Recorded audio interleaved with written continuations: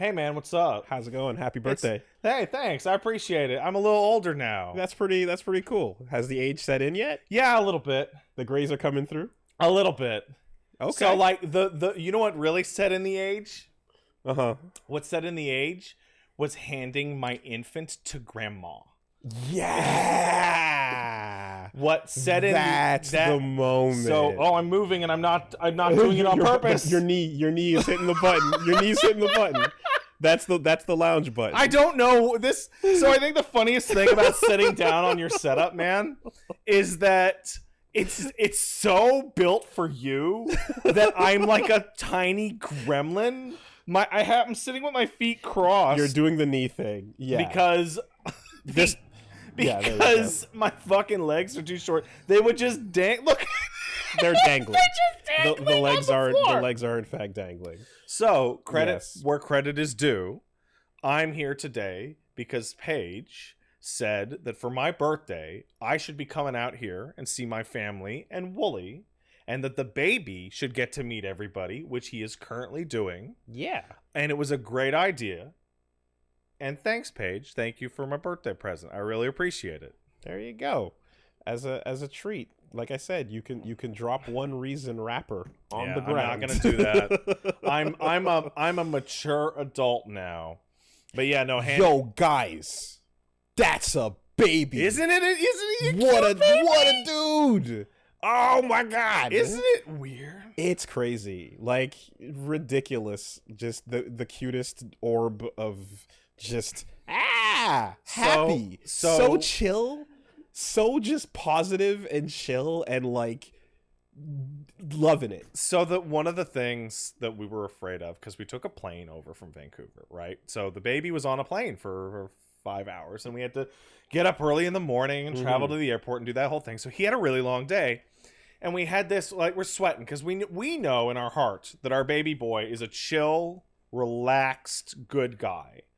But plane trips are hard. Yeah. And we had this feeling that, what if he freaks the fuck out? You never know. What if he freaks the fuck out? Mm-mm. So we get on the plane and he immediately falls asleep. And he sleeps for like 2.5 hours.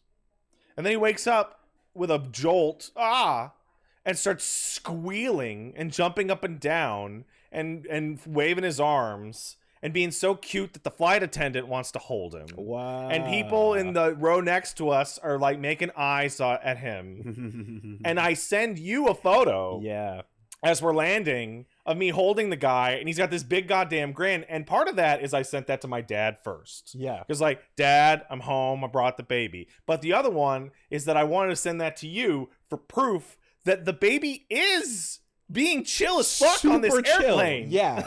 No. Confirmed chill. Absolutely. Like that is that is a dice roll. You never know what you're gonna get, and like that might also extend to like bringing him other places, but the vibes are mellow and just, again, all smiles. Hey, look, strangers, what's up? Hi. My one of the goals that I have with this baby.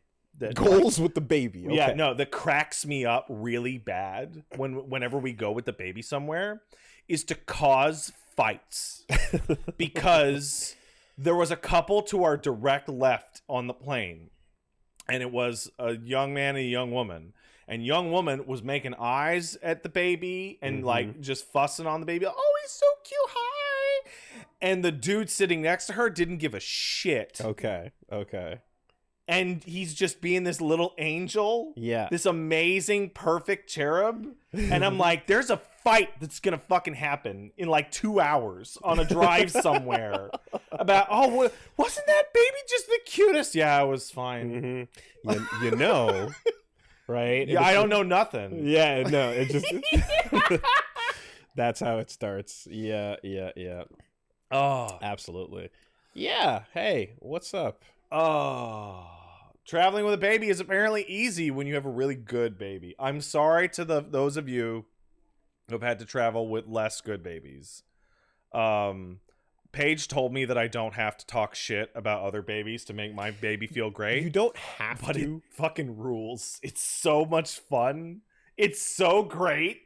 Just be like, you watch like a kid crying somewhere in the airport. You're like, oh, That's a shame. Darn. Motherfucker, why is your skin tone undead? I know exactly why.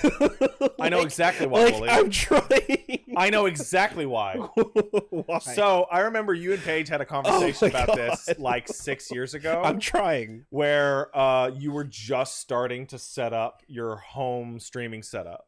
And she was like, oh, you got to use more purples and you got to use more of these colors because lighting black skin is different. Yes. Well, you have set this place up to light black skin exclusively. Yes, correct. Which means that I am now the recipient of the usual lighting conundrum. On the other side of things. Right. Yes. Okay.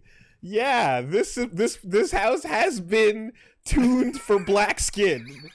Tuned for lean. Or at least darker skin than mine. Yeah, no, it is okay. I'm working at it live. There's not a whole lot you're gonna be able to do. Audio listeners, if you are tuning in and you're a bit confused, yeah, Pat's sitting on the couch. I'm touching Wooly right now. Physically. I'm touching him. In fact, I can even get inside the. I would rather you reach. can't Okay, actually. well, You can't. All right, we're not gonna do that. No, but there it is, and It's good to see you again, man. it's good to see you, man. It's really nice. Yeah, You look great. Thank you. I look the same.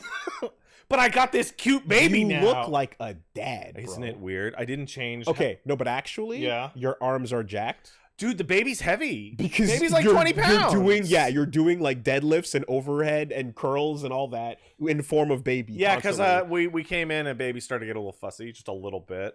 And I'm like, all right, give me him. So I lift him over my head to do pizza time. And I start going like behind the head curls with baby, which he loves. That is an exercise. It's his favorite. Man.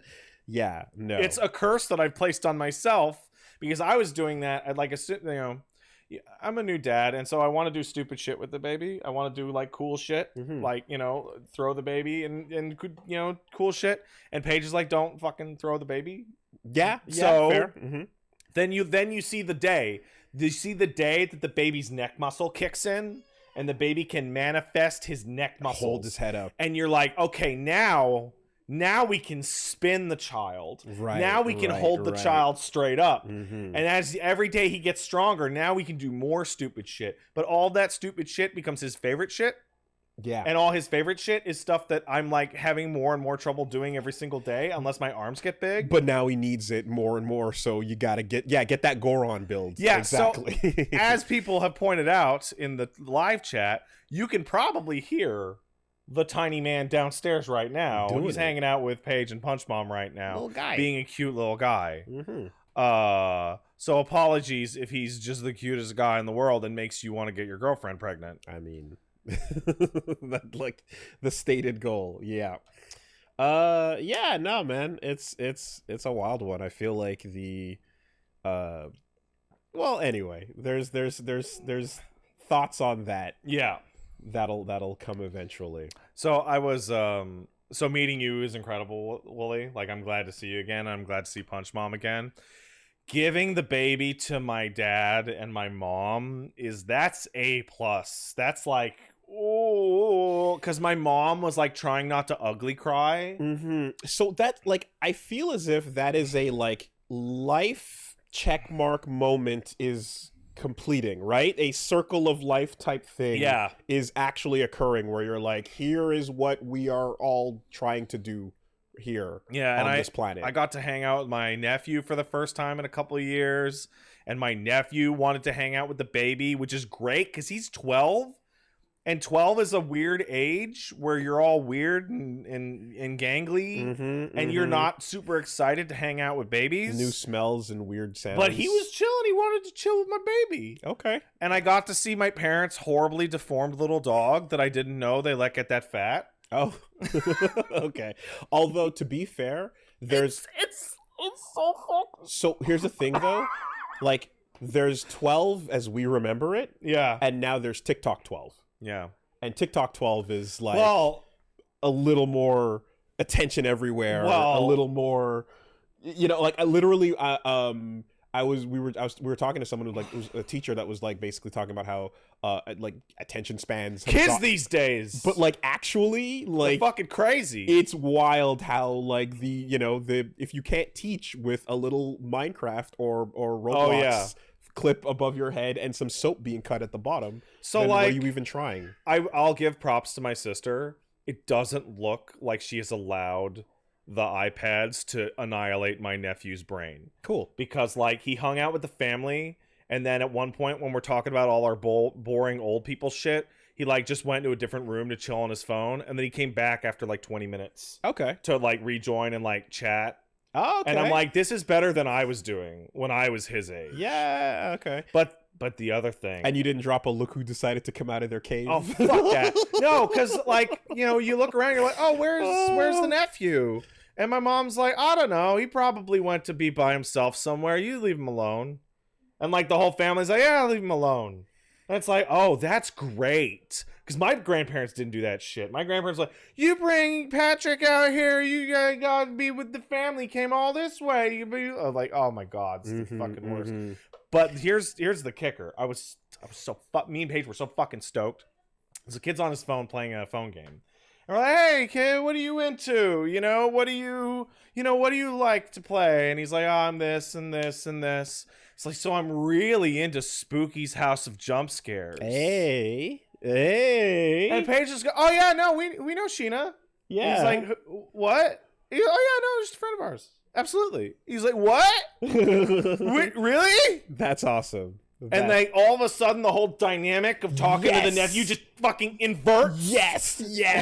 I had that recently. So we went to visit some family as well when we were seeing my nephews exactly and then nieces.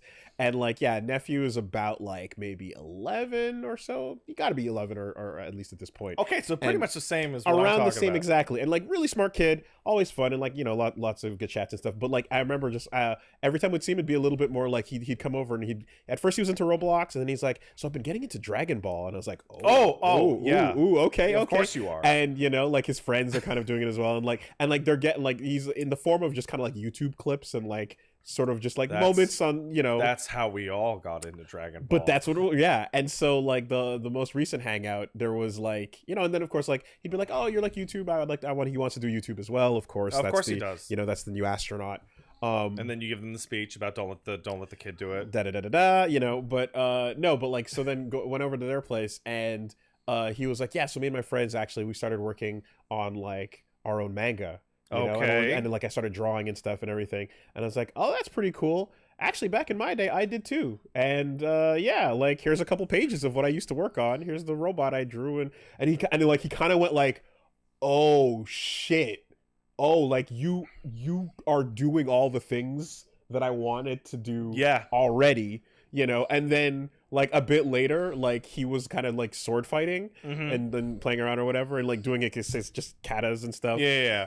And I was like, here, let me show you something cool. You put the sword back in the sheath, and then you can draw. Oh my fucking god! And he was like, oh, like samurai stuff, and I was like, yeah, I understand, And it was like, and he's like, oh shit. I'm like, oh yo, you're infecting your family with cringe, man. I became I'm the cool uncle, bro. Like I became. It kicks ass, man.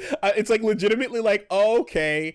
I want to draw this. I want to draw. You've already done that. I want to do YouTube. You're currently doing that, and. And like Dragon Ball, and I'm like, oh yeah, who's your favorite, right? Oh yeah, did you see that? And like I'm like, we have Dragon Ball in common, right? That's because like that's exactly. And that'll just go forever. So they're not gonna get out of Dragon Ball. Yeah. So I'm like, oh fuck, I am officially in like cool uncle territory. I'll take it. I'll take it while I got it. Dude, I was so worried that like I'm like, okay, well this is gonna be a very difficult and time-consuming podcast to arrive to. So I'm super worried, like, oh man, what if I don't have anything to fucking talk about? Right? What if I don't have anything to talk about? So I played all that phone shit. Yeah. And then, I mean, we'll get to it later, but I'm watching the fucking Soft Ground Wrestling update. Yeah. And it's like Brennan fucking knew. Oh my god. So there we go. I mean, top fucking story.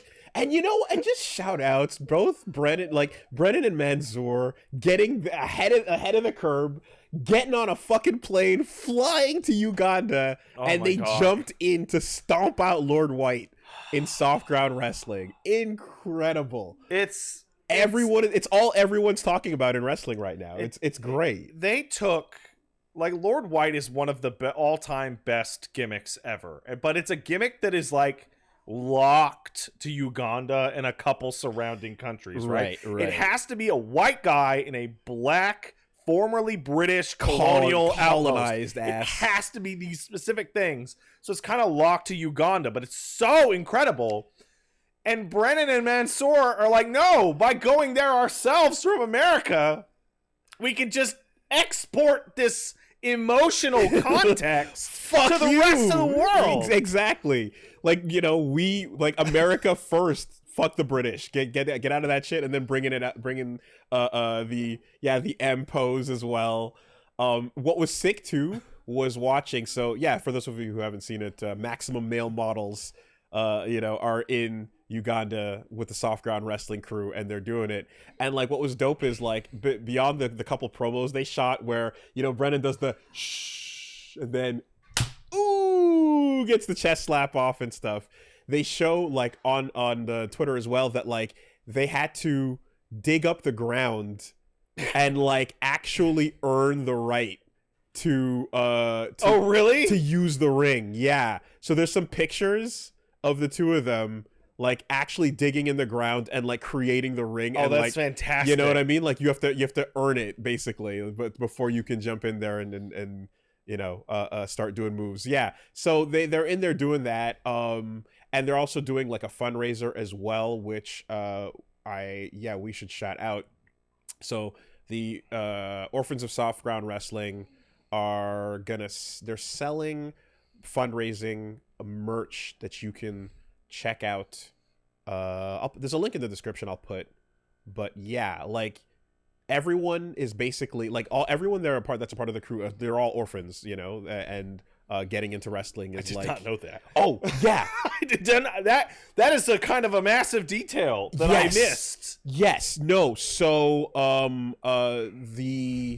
the whole deal is basically like orphans in Uganda are becoming wrestlers through this league, and Bumbash, I believe. This is like every luchador's origin story, Legit. but just Uganda and as a whole goddamn organization. Yeah, and and that's exactly it. And it's like it's something for the kids to do. It's a place to put their fucking, you know what I mean, like the motivations and strive for something, and them getting like positive online attention and all that is like you're like helping these kids build something, so they're helping with the fundraiser on that, so check it out with the link. Will Ospreay has been like retweeting a lot of this as well, and that like, is wildly unshocking. And it is insane that like they actually went down there first and got in the ring. There's a power to being unshackled by any federation or league. It might be tough to get permission to fly out officially if you were part of the WWE, because you're calling Vince and his lawyer is telling you that he's in depositions or in court right now. Right. I'm like, but I need an answer. Well, he's not going to be able to answer anyone for a while. Yeah.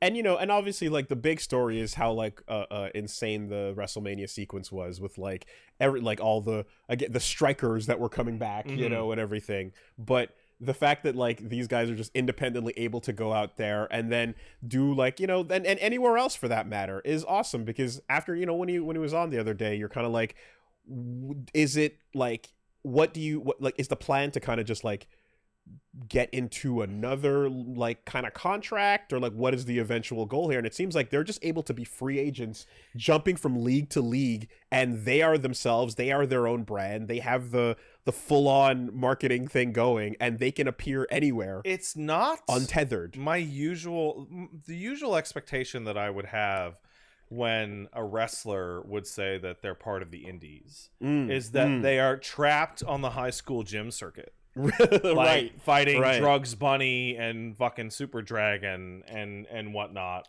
and going up to matches where Sabu is too drunk to come down to the ring. But these guys have managed to just become like, no, we're still proper professional wrestlers. We're just here, and now we're here, and now we're here. Yeah, and and because they flew around the world, they're on a world tour. while we're at it, just stopping off wherever they can, getting some wrestling in, just if there's a league that's in the town that's a small league or whatever, like they're not going to say no, you know what I mean? Why the fuck not? So it's, it's like I whenever I go somewhere, like I kind of want to be like, is there an FGC here? Is there like a local meetup I can kind of jump in and go see and see what's going on? There's always a local league. There's always someone that's down to do a match. The question is like, can they fuck up any title holders and like win titles for places that they can't? Countries, they'll never come back to this country. I'm gonna take the belt and we're just gonna fucking peace out, and we're gonna lose visa status, and we're not gonna be allowed back. Just ruin every league on the way around the planet till they get back home. A collection of belts. I assume part of that discussion is like, listen, if you get this belt, you're willing to come back to the country, right? Like, yeah, totally, sure, man, absolutely, 100%. Whatever you say, bro. Wooly, before I forget, I want to say, first of all, thank you for having me on the show in person. Yeah. I want to say you have a lovely home. You've done an incredible job. Thank you very much. You and Punch Mom have decorated immaculately. Your studio is really impressive. I'm looking around at all the bits and bobs, and you've done a lot of work on this. Thank you. And I look up at the Chrome tab, and I see the fucking phrase, relaunch to update. Yes. Because this fucking browser has not been fucking closed in God knows how long. Literally, one day. One day. It's one day. It's an update. It's an update. I totally believe you, but I don't care. It's still so funny. That's fine. Yes, it is. It is regularly updated, but it's all set up and accommodated for. Again, just building the studio from scratch, because we both improvised some home studio setups in 2019 that were not supposed to be long-term permanent studio setups. It was supposed to be the for fun, maybe I'll stream on a Wednesday setup, and not the okay, here's the fucking 9 to 5. This is the gig, right? And so that couch that was meant to just be like sit here, have a coffee, and then get up is now like, oh, I'm working from this couch. Yeah, that temporary mixer and standing mic setup in my basement was not supposed to become a long-term tripping hazard. Insanity, So yeah, no, the ability to redo this from scratch to create something that won't destroy my back when I laugh at Disco Elysium is very important. Good on Paige for having her back horribly go out, because when that happened, she became really interested in not just destroying your back with good chairs. Yes, good technology. So she was the first person out of any of us to go, Herman Miller chair, I'm gonna get it. Mm-hmm. And then I sat in it and I'm like, yeah, this is a pretty fucking good chair. Yeah, I could probably do like a while in this chair. Yeah. And then you started to look into that shit and you're like, oh, these are pretty good fucking chairs. Because it's also the thing was like, mid quarantine is like you're putting these fucking chairs to so much more work than you usually would. It's like, okay, well, this is my computer chair from my little side streaming show, and now I'm turning it into a fucking office chair that is going through more ass use than somebody who works in a real office. Yeah. And the thing is too, and admittedly now your setup has moved away from this. I still like couch and TV. Yeah. That's a vibe I enjoy, because to me that's video games. So I totally get that. And like I don't want to lose that for headset gaming. So, you know what I mean? So the thing with me is like our setups couldn't be more different now. You have a maximalist setup. I'm looking at 2 cameras. I'm looking at studio lights. I'm looking at a big TV. I'm looking at every possible There are many convenience. screens. And I want the opposite. I'm like, I'm so fucking sick of tripping over cables. I am so fucking sick of I need to replace this monitor. Time to fight the world to get this monitor out. So I just jammed it against the fucking wall, and I wanted a desk. So in the temporary setup that I had before we got into the proper house, I ended up having to have a desk set up. And I'm like, wow, just having a second monitor on a desk is a lot easier than I expected, because I had a fucking arm stapled to my coffee table. Right. And you have like a proper desk set up with the mixer over there. All over there. Right? Wires are managed and I'm to like, the side. I just want to put a screen next to a screen. Yeah. And just deal with it. And you will notice as well, the TV is closer. It's a lot closer. I remember when we did DMC5 and RE2, I was like, I don't know, like you have good vision, and I'm like, I can't read that shit. I can't read it. I don't know how the fuck you're doing it. I don't know how you were doing it. This is great. This is as perfect. Close as This is good. So that is ideal. And and you'll get to take that for a test spin tomorrow. Oh, tomorrow? So what are we doing tomorrow? Well, I've been hard at work setting it up, and I'm just about done. I have completed most of a Dante save file in Devil May Cry 3 for the Switch, and a Virgil save file in Devil May Cry 3 for the Switch, so we can do co-op Bloody Palace. Fantastic. Sound that good? Is well, you came up with that idea. It's like, that is the perfect continuation of the last thing that we like worked on a long term. Yeah. And they dropped that in the Switch version. I can't believe officially it is trapped in the Switch version. There are so many versions of Devil May Cry 3, and it is only this one version. Yeah. And in the process of doing that, it also gave me an excuse to take that version of the game for a spin. Yeah. So how is it? Style switching? Yeah. Oh my god. It's such a better game. So it's crazy how much better the game is. So when you add style switching. We had a long conversation about this.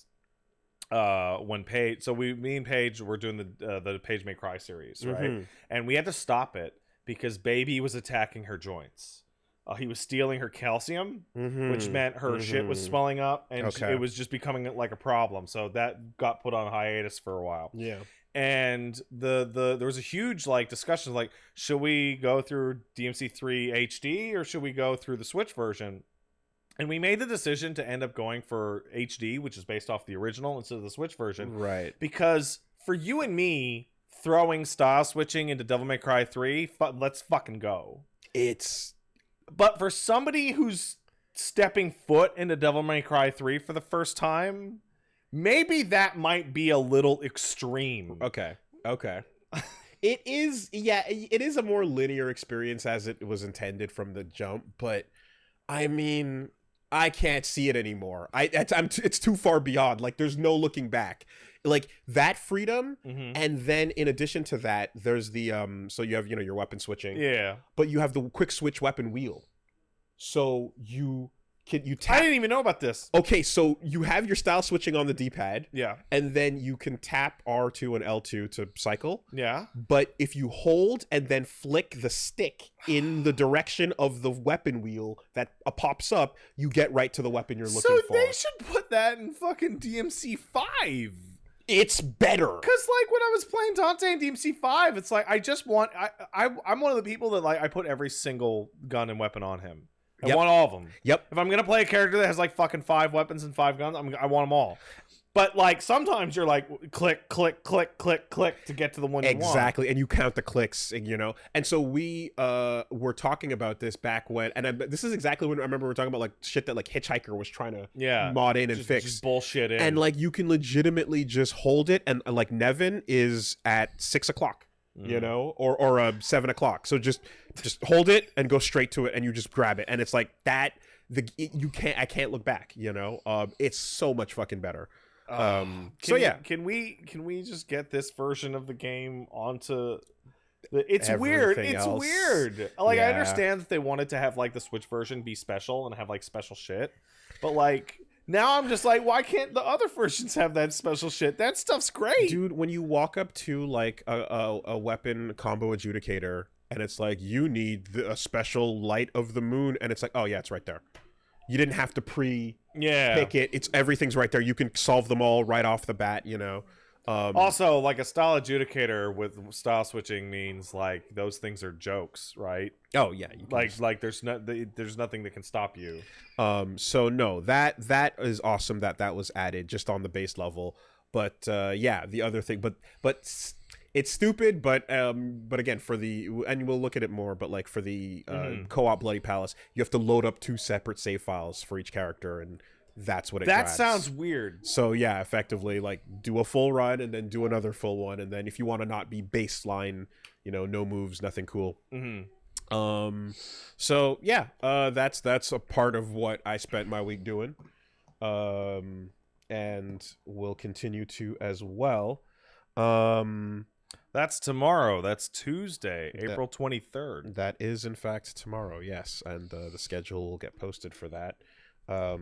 Oh yeah, so the rest of the Pat Stares At schedule this week is I'm gonna hang out with Wooly tomorrow and Reggie, I believe. Right? Reggie's coming through. Reggie's gonna hang out. And then the rest of the week I'm gonna hang out with my mom and dad and sister and see the town and hang out with Baby and Paige. Life is happening. By the way, in addition to Paige giving me the birthday present of dragging my ass back out here to see all you folks, she's given me a different present, which I can recommend to no one but me and my wife, which is the Day of Truth. Today is a day in which I can say anything I want, and she's not allowed to get mad. This is the Day of Truth. And for my birthday, Paige also got Wooly a present. She got a Mainframe Entertainment jacket. How fucking sick is that? That she acquired from Mainframe Entertainment staff. Because that's in Vancouver, and that's where they live, and that's where the place is that I wanted to be forever. It was weirdly easy for her fucking to get that jacket, crazy. if you can believe it. So cool. Oh my god. Legit. We were worried it wasn't gonna fit, and it fits perfect. Yes, I have gotten to the size that I can actually wear this. This is fucking awesome. Here's your reward, sir. Thank you.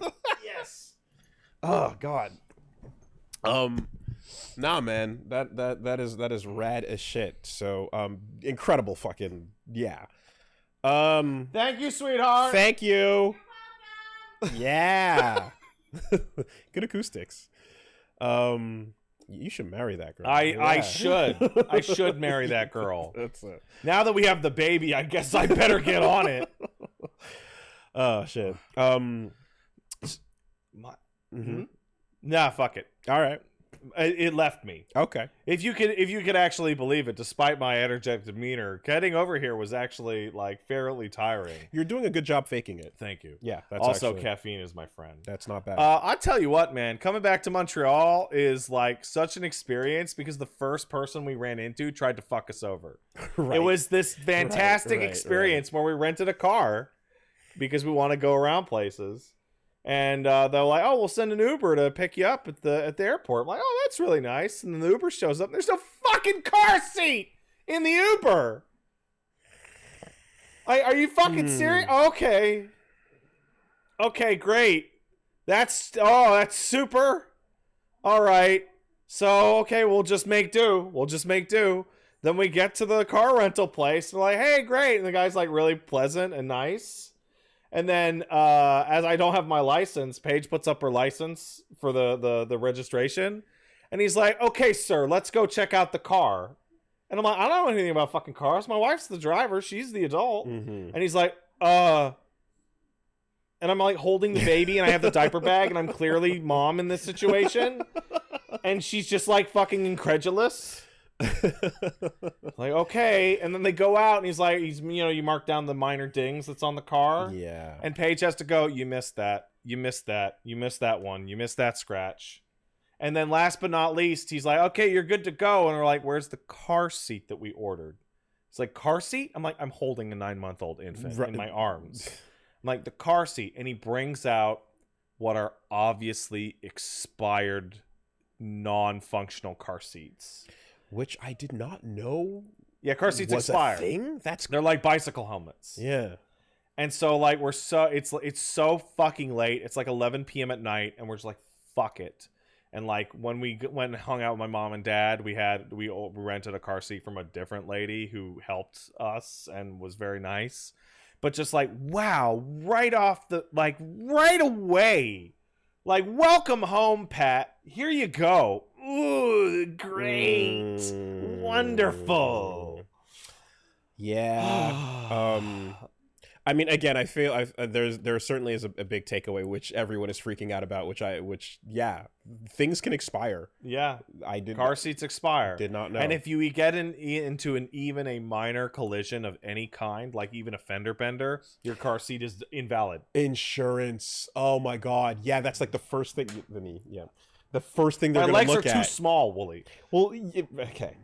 I can't help it. It might be more comfortable. You can try it out. I could try it. You could try it out. But what if you'd laugh at my Chernobyl baby legs?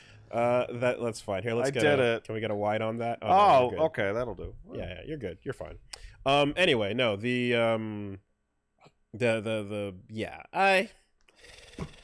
I can't. I'm not gonna try to defend. Oh no, of course not. I'm like. I feel like I've had a much more positive Montreal experience. Oh yeah, absolutely. I really do love this city, and every time you guys have that shit go down, I'm like, that fucking sucks. That's garbage. I don't know. It's it's the way it happens. Regardless, it does give you like that good feeling of like, yeah, the right decision was made. You know? Because like if I like there's like a part of me that's like, I moved far away and I'm seeing my mom and dad, my sister for the first time in a couple of years, right? And I got the baby and it's like, should we have stayed? You know, to be close. No, we shouldn't. No, it's the right decision. Right. Absolutely. 100%. So like I think because I have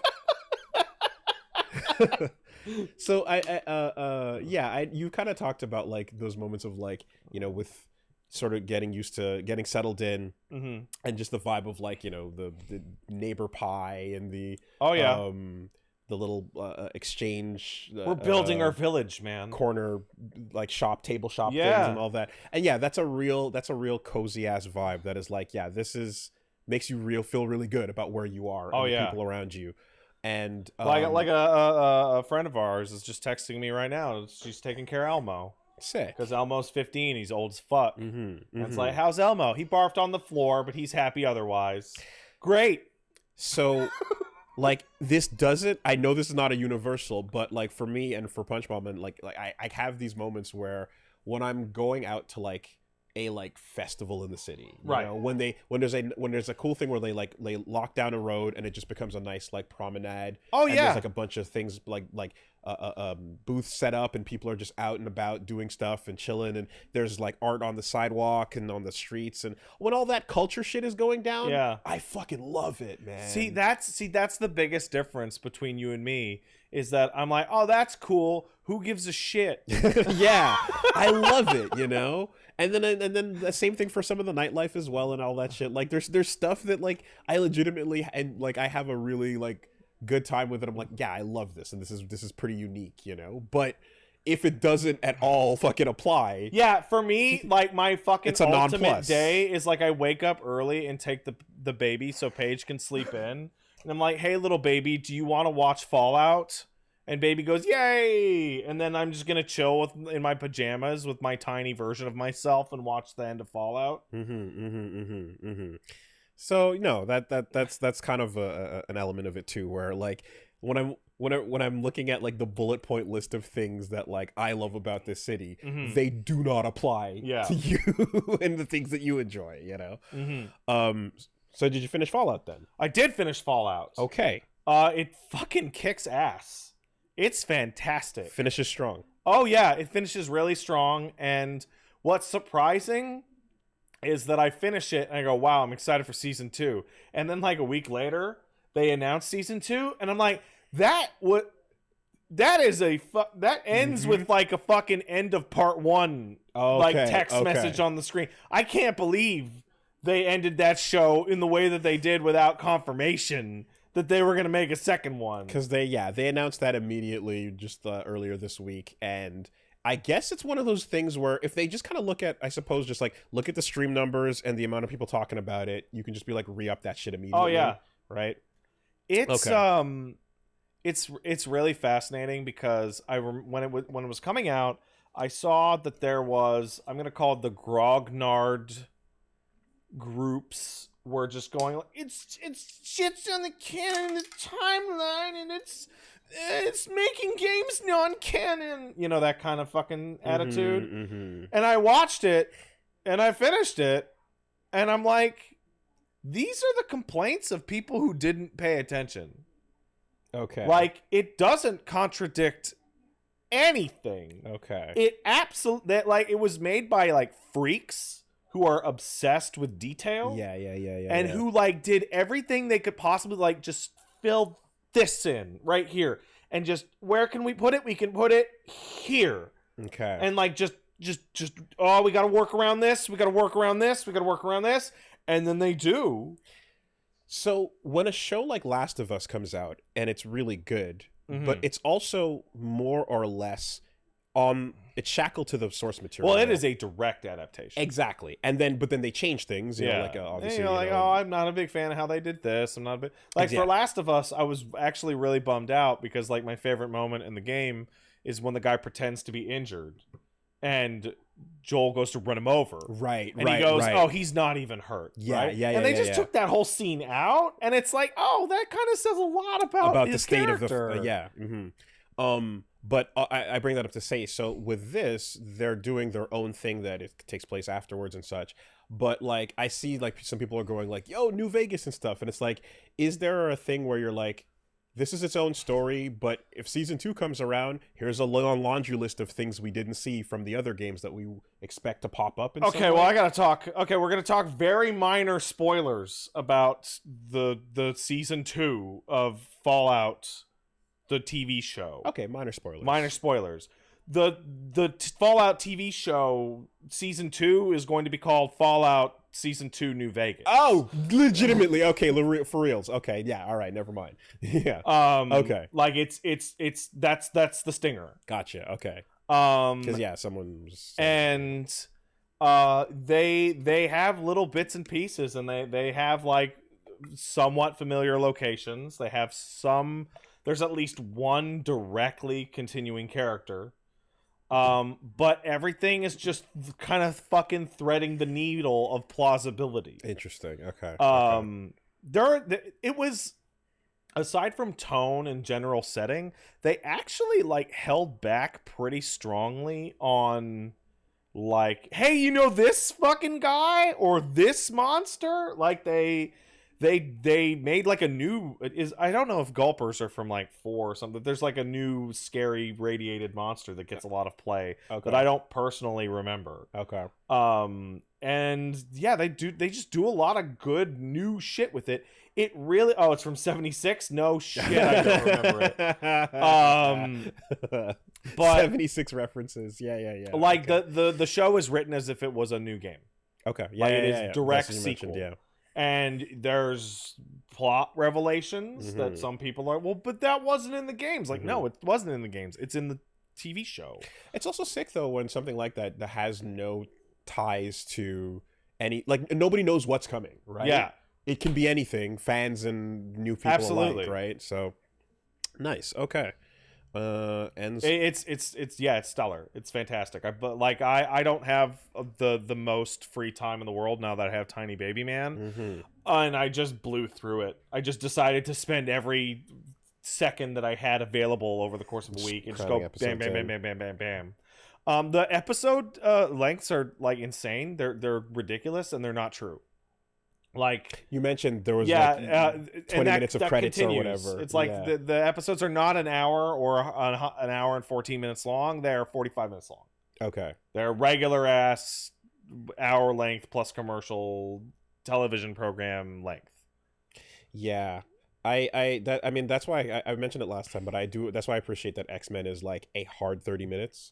I don't know, because it feels like an hour long. They're doing such a good job with it, but and it's actually more show than it used to be, because with commercials it used to be like 21, 18 to 21 minutes. Yeah, actually. 21 to 23 would be the standard runtime. Now the full 30 is actually like more bang for your buck. I don't know how we talked about this last week about episode 5, but I'm genuinely like we would laugh about how ridiculous the Spider-Man and X-Men pacing was in the 90s. Yeah. It's like the story can't go any faster without just cutting whole scenes out. Mm-hmm. And then they kept it that way. It's the same. It's like this is going at the absolute top speed the scene could go. But it's functional. Oh, yeah. It works, and they know how to pace it and make it, like, while it's breakneck speed, things slow down, though, you know? Yeah. Like just with 5. They slow down fast. That's it, right? Like, when it slows down to reveal, like, Rogue looking hot, it's like, yeah, you would use in the show of the past that would take like 4 seconds, and then they just immediately pan over to some other shit. And here they're like, no, let the scene breathe, because you're gonna feel that. That's an emotion we want to linger on. You know, it feels like a really extreme version of cutting the chaff of like, what does this scene actually need? Like, I'm thinking of like the dance scene in episode 5. What does it need? It needs Rogue looking cool. Mm-hmm. It needs Magneto to say some smarmy ass, like, holier than thou shit. It needs a cool dance thing that ends a certain way. Mm-hmm. And it needs Jean going, visions! And that's it. So what do you get? Just those fucking things. Like, no interim, no nothing, no extra, no fluff. I mean, like, there was, like, a 2-minute, like, infidelity moment. Yeah. You know what I mean? Yeah. And it was so quick and brief, but it was just like, oh fuck, oh shit. Just enough to just oh no. Trouble in Paradise. Bad emotions. I don't like it. Yeah. So I mean, while we're on it, beyond Fallout, what else is going on? Okay, so there was Fallout, and then I decided, because I got back in a Honkai Star Rail, which is I talked about that last week. So I decided, you know what, Wooly, since you got all into Nikke, Goddess of Victory, which somebody pointed out to me is only called Nikke because they can't call it Nike. Because Nike is the Goddess of Victory. The Nike is copy. Yeah, that makes sense. I'm like, you know what, I'm going to play a bunch of phone games that have PC clients, and I'm going to just figure out, like, yeah, what's the deal with Limbus Company or Punishing Gray Raven or AFK Journey or Nikke. And that was a fucking eye-opening experience. Mm-hmm. That was magical. So those are the 4 that I'm like, I'm going to do these 4. And 10 minutes before I start the stream, I start getting tweets from people who recommended AFK Journey and go, hey, so I shouldn't have recommended that. That game is actually shit. And I got a DM going, hey, man, sorry, I shouldn't have done that. Just getting excited on the idea and then going, wait, hold on a minute. I actually hate this. I didn't think about it deep enough. It's wild. It's like that sounds like you know, like the gacha hooks grabbed on and like they went through the motions and then went, yeah, I've been playing that a bunch. Therefore, let's recommend it. I've never encountered that in my fucking Wait life. a minute. I hate this actually. This is the more intense version of when we've asked people, hey, I would like to, do you guys want to see this on stream? And people go, yeah. And you go, do you want to, or do you want to see me stream it once and then tell me you'll watch it, but then disappear? Right. And they go, you got me. It's like the next level of that shit. So, all right. So I'm like, well, I'm not going to fucking start with the AFK Journey. That just seems like a bad idea at this point. We can intersperse that. So I'm like, okay, Limbus Company. A lot of people way into that game. And you can tell how into people that game are, because when I posted it, I had like people just appear out of fucking nowhere to be like, listen, man, you got to watch this 20-minute video tutorial on how to play the game. Yeah, you do. And just like, hey, man, I'm gonna Monster Hunter Sherpa you through this Limbus Company. I'm like, I'm not gonna do that, because I'm of the opinion that if a game is free to play, that it has to beat the impetus of me downloading it in the first place, which is, ooh, pretty picture. Yeah. And then it is up to its onboarding process to sell me. Yes. Normally, trailers, previews, demo, etc. would be the part to sell me on a purchase. So, case in point, Nikke, I saw Gene posted a video of it. Yeah. And, like, asses were jiggling. The but live action one? No, it was just gameplay. Yeah. Asses were jiggling. All over the place. But gameplay was also happening. Yeah. And I was like, that looks like cool cover shooting. Okay, yeah. I'm going to download. Yeah. So it sold me on its actual thing. Yeah. So I start up Limbus Company. And that is a strange fucking game. So it's a Korean game. What is the genre? I don't know. I fucking couldn't tell you. Okay. So I start it, and a bunch of things start to happen all at once. First of all, for the entirety of the game's tutorial, on every screen, there's a fucking button in the top right corner of the screen that says skip. And it's not skip the current shot scene. It's not skip the fucking sentence that's on screen. It's, do you want to skip the entire onboarding process? Oh. And... Okay. And I'm like, people are like, just skip it to get to the good part. I'm like, I don't know what the fucking good part is. I'm not gonna hit that. The second thing that you notice is that the author of the story is a literature nerd. Okay. And it's like, hey, I read Dante's Inferno and Don Quixote, so I'm gonna put characters named after Dante's Inferno and Don Quixote into my game. Right. And the third thing is that whoever translated it did a bad job. Okay. And I saw I'm of a very strong opinion that at the very least the initial translation is very poor, and I had a little bit of back and forth of people saying like, I don't understand why you're saying it's poor. I could understand what everyone was saying, and it's technically intelligible, like meaning it does get across, but not a single person in the entire game talks like a human being would ever speak to another human being in English. Okay. It is all very strange, stilted, bizarre dialogue. Is it masturbatory? Like it's too in love with this. Oh my god, is it? Type of thing. So like you'll get the team of losers that you're going to be using as your units, because it's like a weird JRPG, like kind of like a JRPG fighter, I guess. You're selecting units and you're selecting all their actions. Sure. And they're like, here's the cast. And then you just sit there and like the fucking cast, it introduces themselves to you like one by one by one by one by one. And they'll give you the blurb, and then you see a fucking full page, like fancy font, explaining the character and explaining what their personality is and explaining how you should handle them. And I'm like, is there a mechanic in the game where you actually manage these characters? No, there is not. That is purely flavor. Okay. And they just tell you all of themselves in a row. And then they force you to pull, and you discover that the entire game's gacha system is to get different versions of these characters that I don't like. Okay. And then they force you into multiple battles that use like an alpha version of the game's combat engine, which is totally inscrutable and does not have the full set of in-game animations. Like, it feels like you are playing a prototype of its own game as the tutorial. What? Okay. And is this because the full version is going to have like all more mechanics and shit involved? Oh yeah, like the whole game is guess. based on like you're selecting, like you're dragging a selection wheel from left to right. I mean, like, I want this guy to do this action, and then a down for this action. I want to match the colors and all that.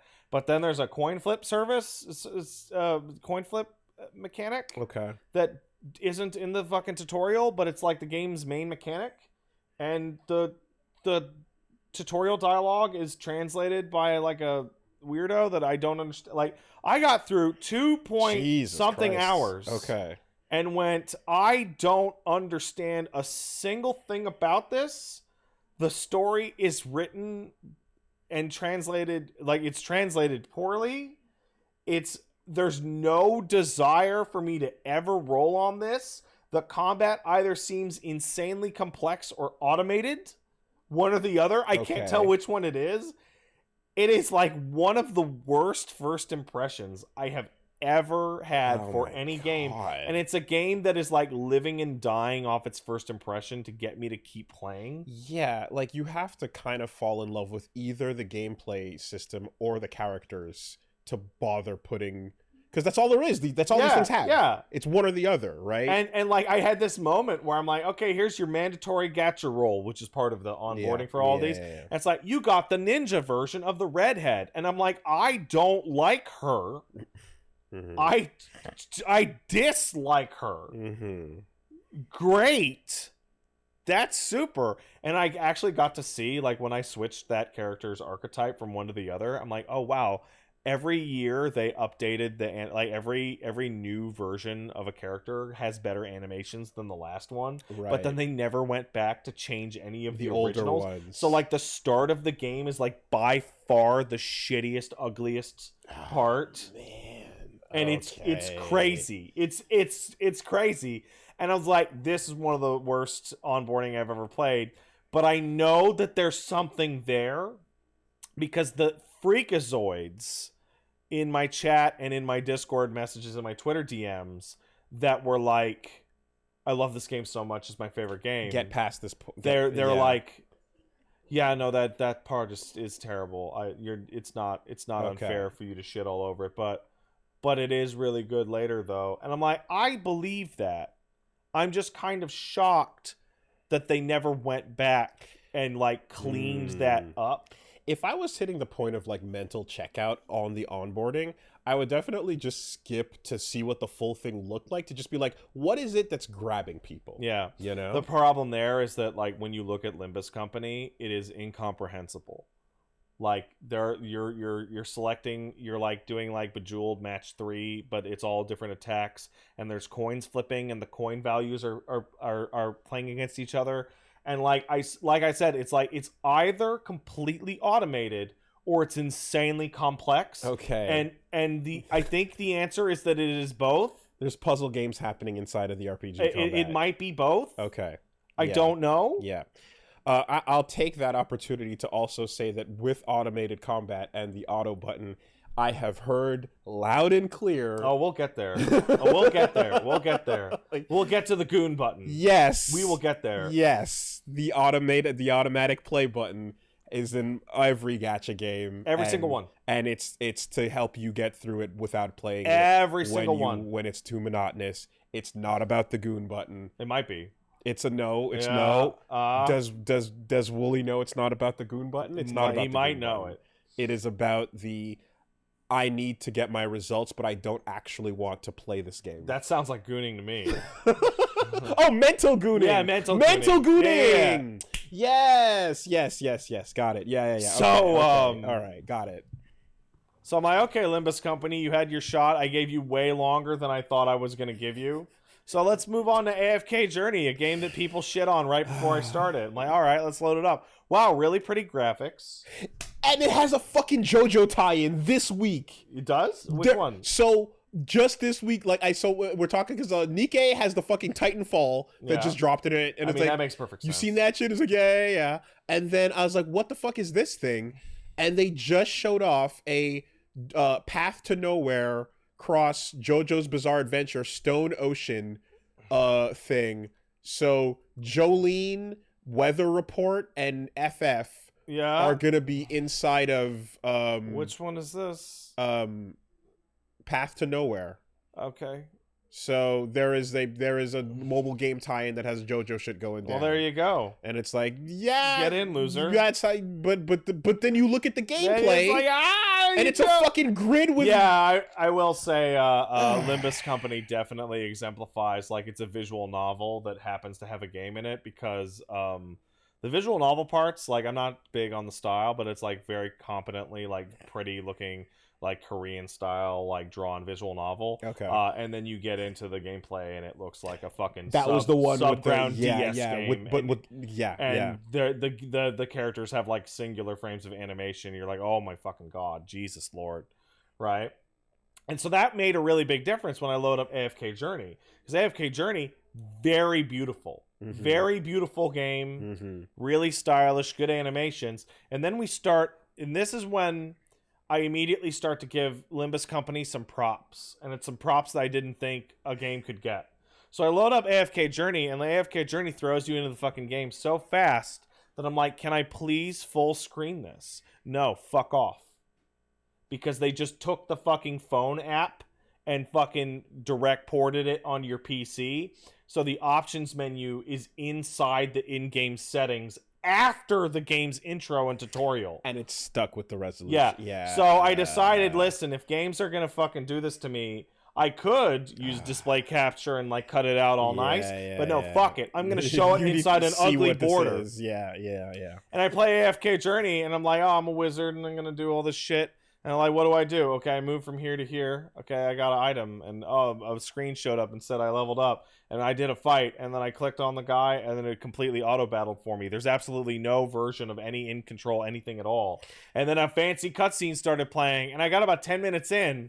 And I'm like, this is a completely fake video game. So the name of it makes me think that someone went, hey, remember Progress Quest? Yes. What if we actually gatched that? Yeah. Progress Quest had shit going on in it, though. Compared to this, you didn't choose anything, but yeah, whatever. But the gimmick ran. Like AFK Journey is a completely fake video game.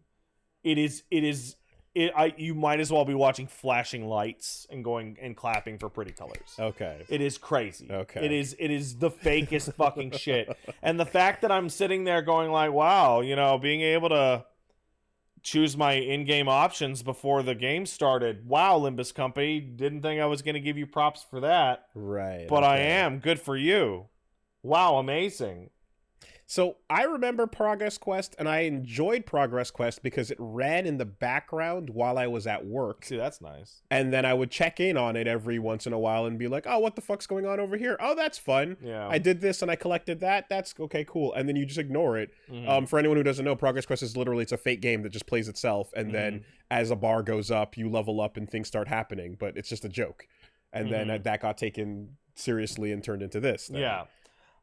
There's nothing. I don't think I played it for longer than 10 minutes. Oh, wow. It was like completely fake. Okay. And I'm like, speaking of fake, let's go on to Nikkei. Let's fucking go. Okay. So I hit up Nikkei, and Nikkei again doesn't, on the PC client, it's like, no, you can't choose your resolution. You can't full screen this. But if you did, like, it would be just a vertical strip, right? No, because the in-game actually fits the widescreen. You can play horizontally? Yeah, but only on the PC client. Oh. Right? So it's like, okay, I'm playing this game in a fucking window, a small-ass window, and it looks stupid, but okay, let's go. Okay. And, yeah, that game's got a bunch of fat asses and tits all over it. It sure does. It sure does. But it's actually a cover shooter. But like more than that, like even before moving on from that, like they have that, like I don't know what's called, like soft 2D or some shit, like live 2D. Live 2D. Yeah.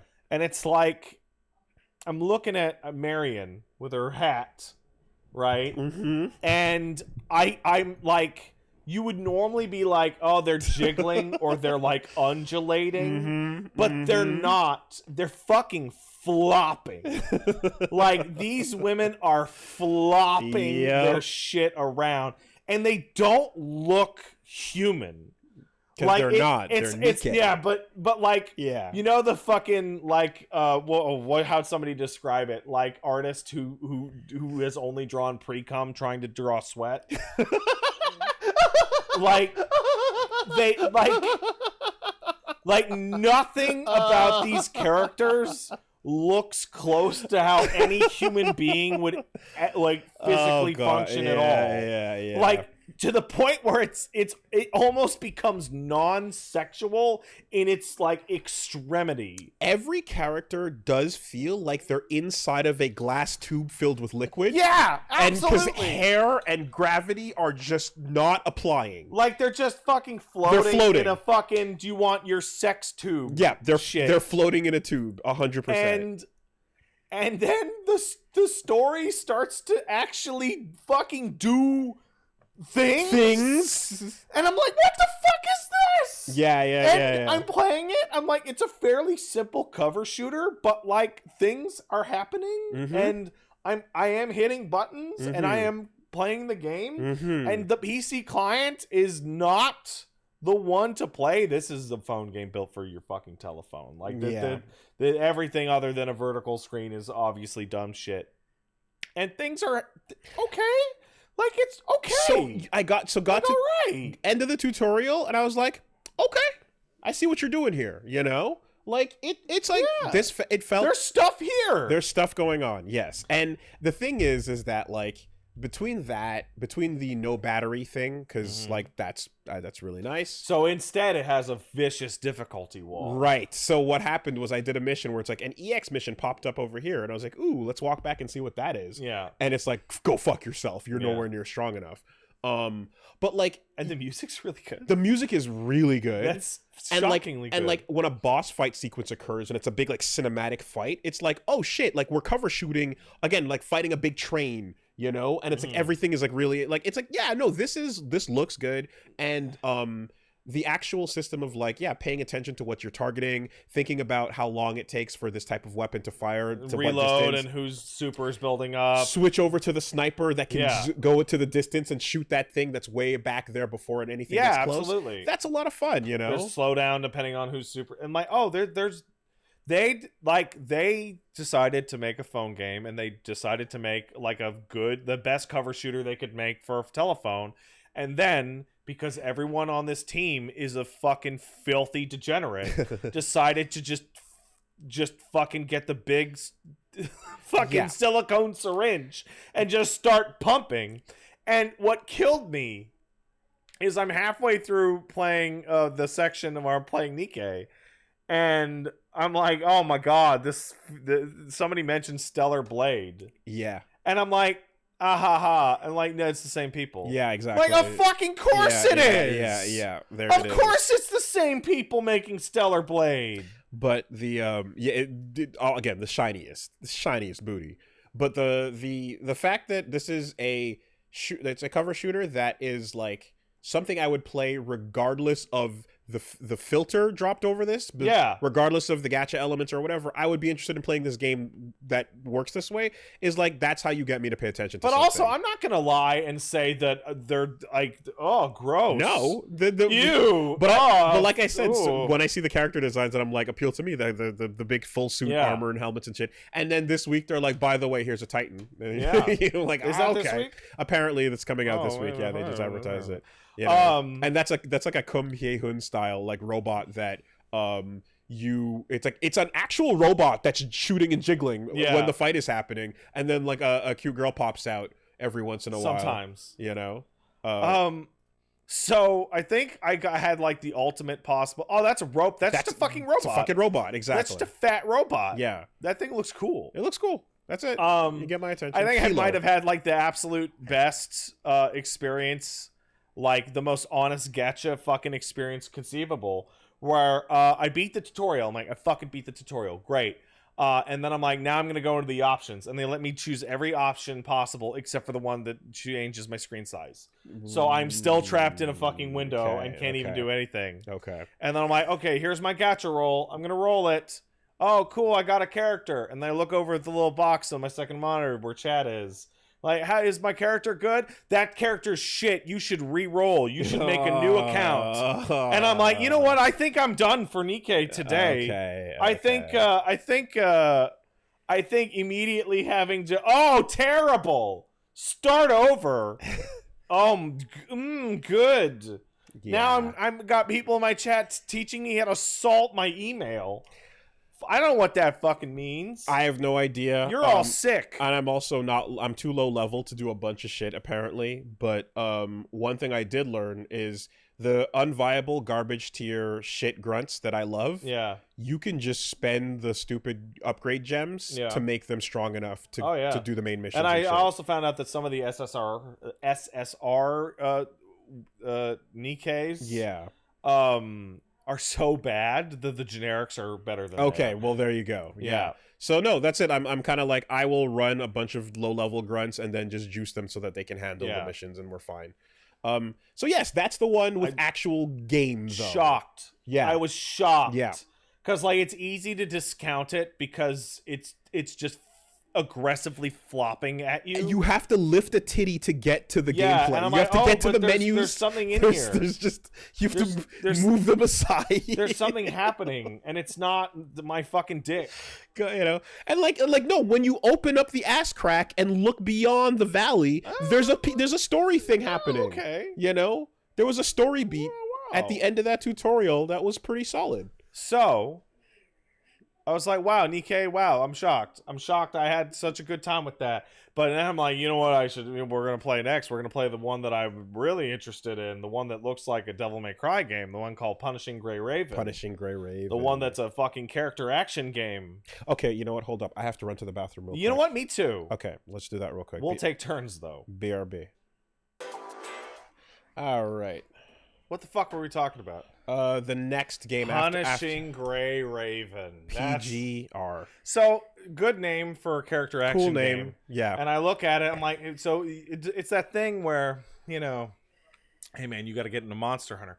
Oh, really? What's Monster Hunter about? So nobody sends you, here's the first 2 fights in Monster Hunter. They send you, hey, you're going up against T-Rex or some shit, and they show you doing all sorts of cool Monster Hunter shit. So Punishing Gray Raven is like that. Like, hey man, what's Punishing Gray Raven like? I was like, let me show you this shit. Yeah. And it's the EX2 super common rider, like, and it's not the fucking Great Jagras. no, it's crawling like, through the forest going, and it's just a million moves a second. Yeah. You're like, there's a fucking game here.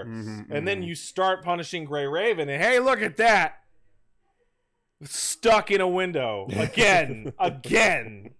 Oh, yeah, here we go. So I take it that the highest priority is not people in your situation trying to play this on a desktop the PC client. clients are like absolute afterthoughts. Like, and so this is one of those things like MiHoYo and like Genshin and Star Rail and incoming Zenless Zone Zero and Honkai, Third Impact. It's like, I was not aware of one of the reasons why Genshin blew up so big is that it has a functional regular PC client that works like a PC game. Okay. It has controller support, and that is normal. And consoles too, right? Yeah, and Genshin on consoles. Yeah. And you can just load your account on anything. Yeah, absolutely. So yeah, there you go. And so like, oh, it works like a fucking video game. So I load in Punishing Gray Raven. Yeah. And it's like, visual novel, you know, I can't remember a single detail about any of the startup because it just reads like anime bullshit. I'm like, okay, though, I'm playing a character, I'm moving around. WASD to move. Okay, that's great. It has controller support, so I'm gonna go to the option. I can't go to the options. Okay, so controller support will wait for later. All right, that's fine. So I'm WASD. Let's move forward. And what's the attack button? You want to don't look at that chat. What's the attack button?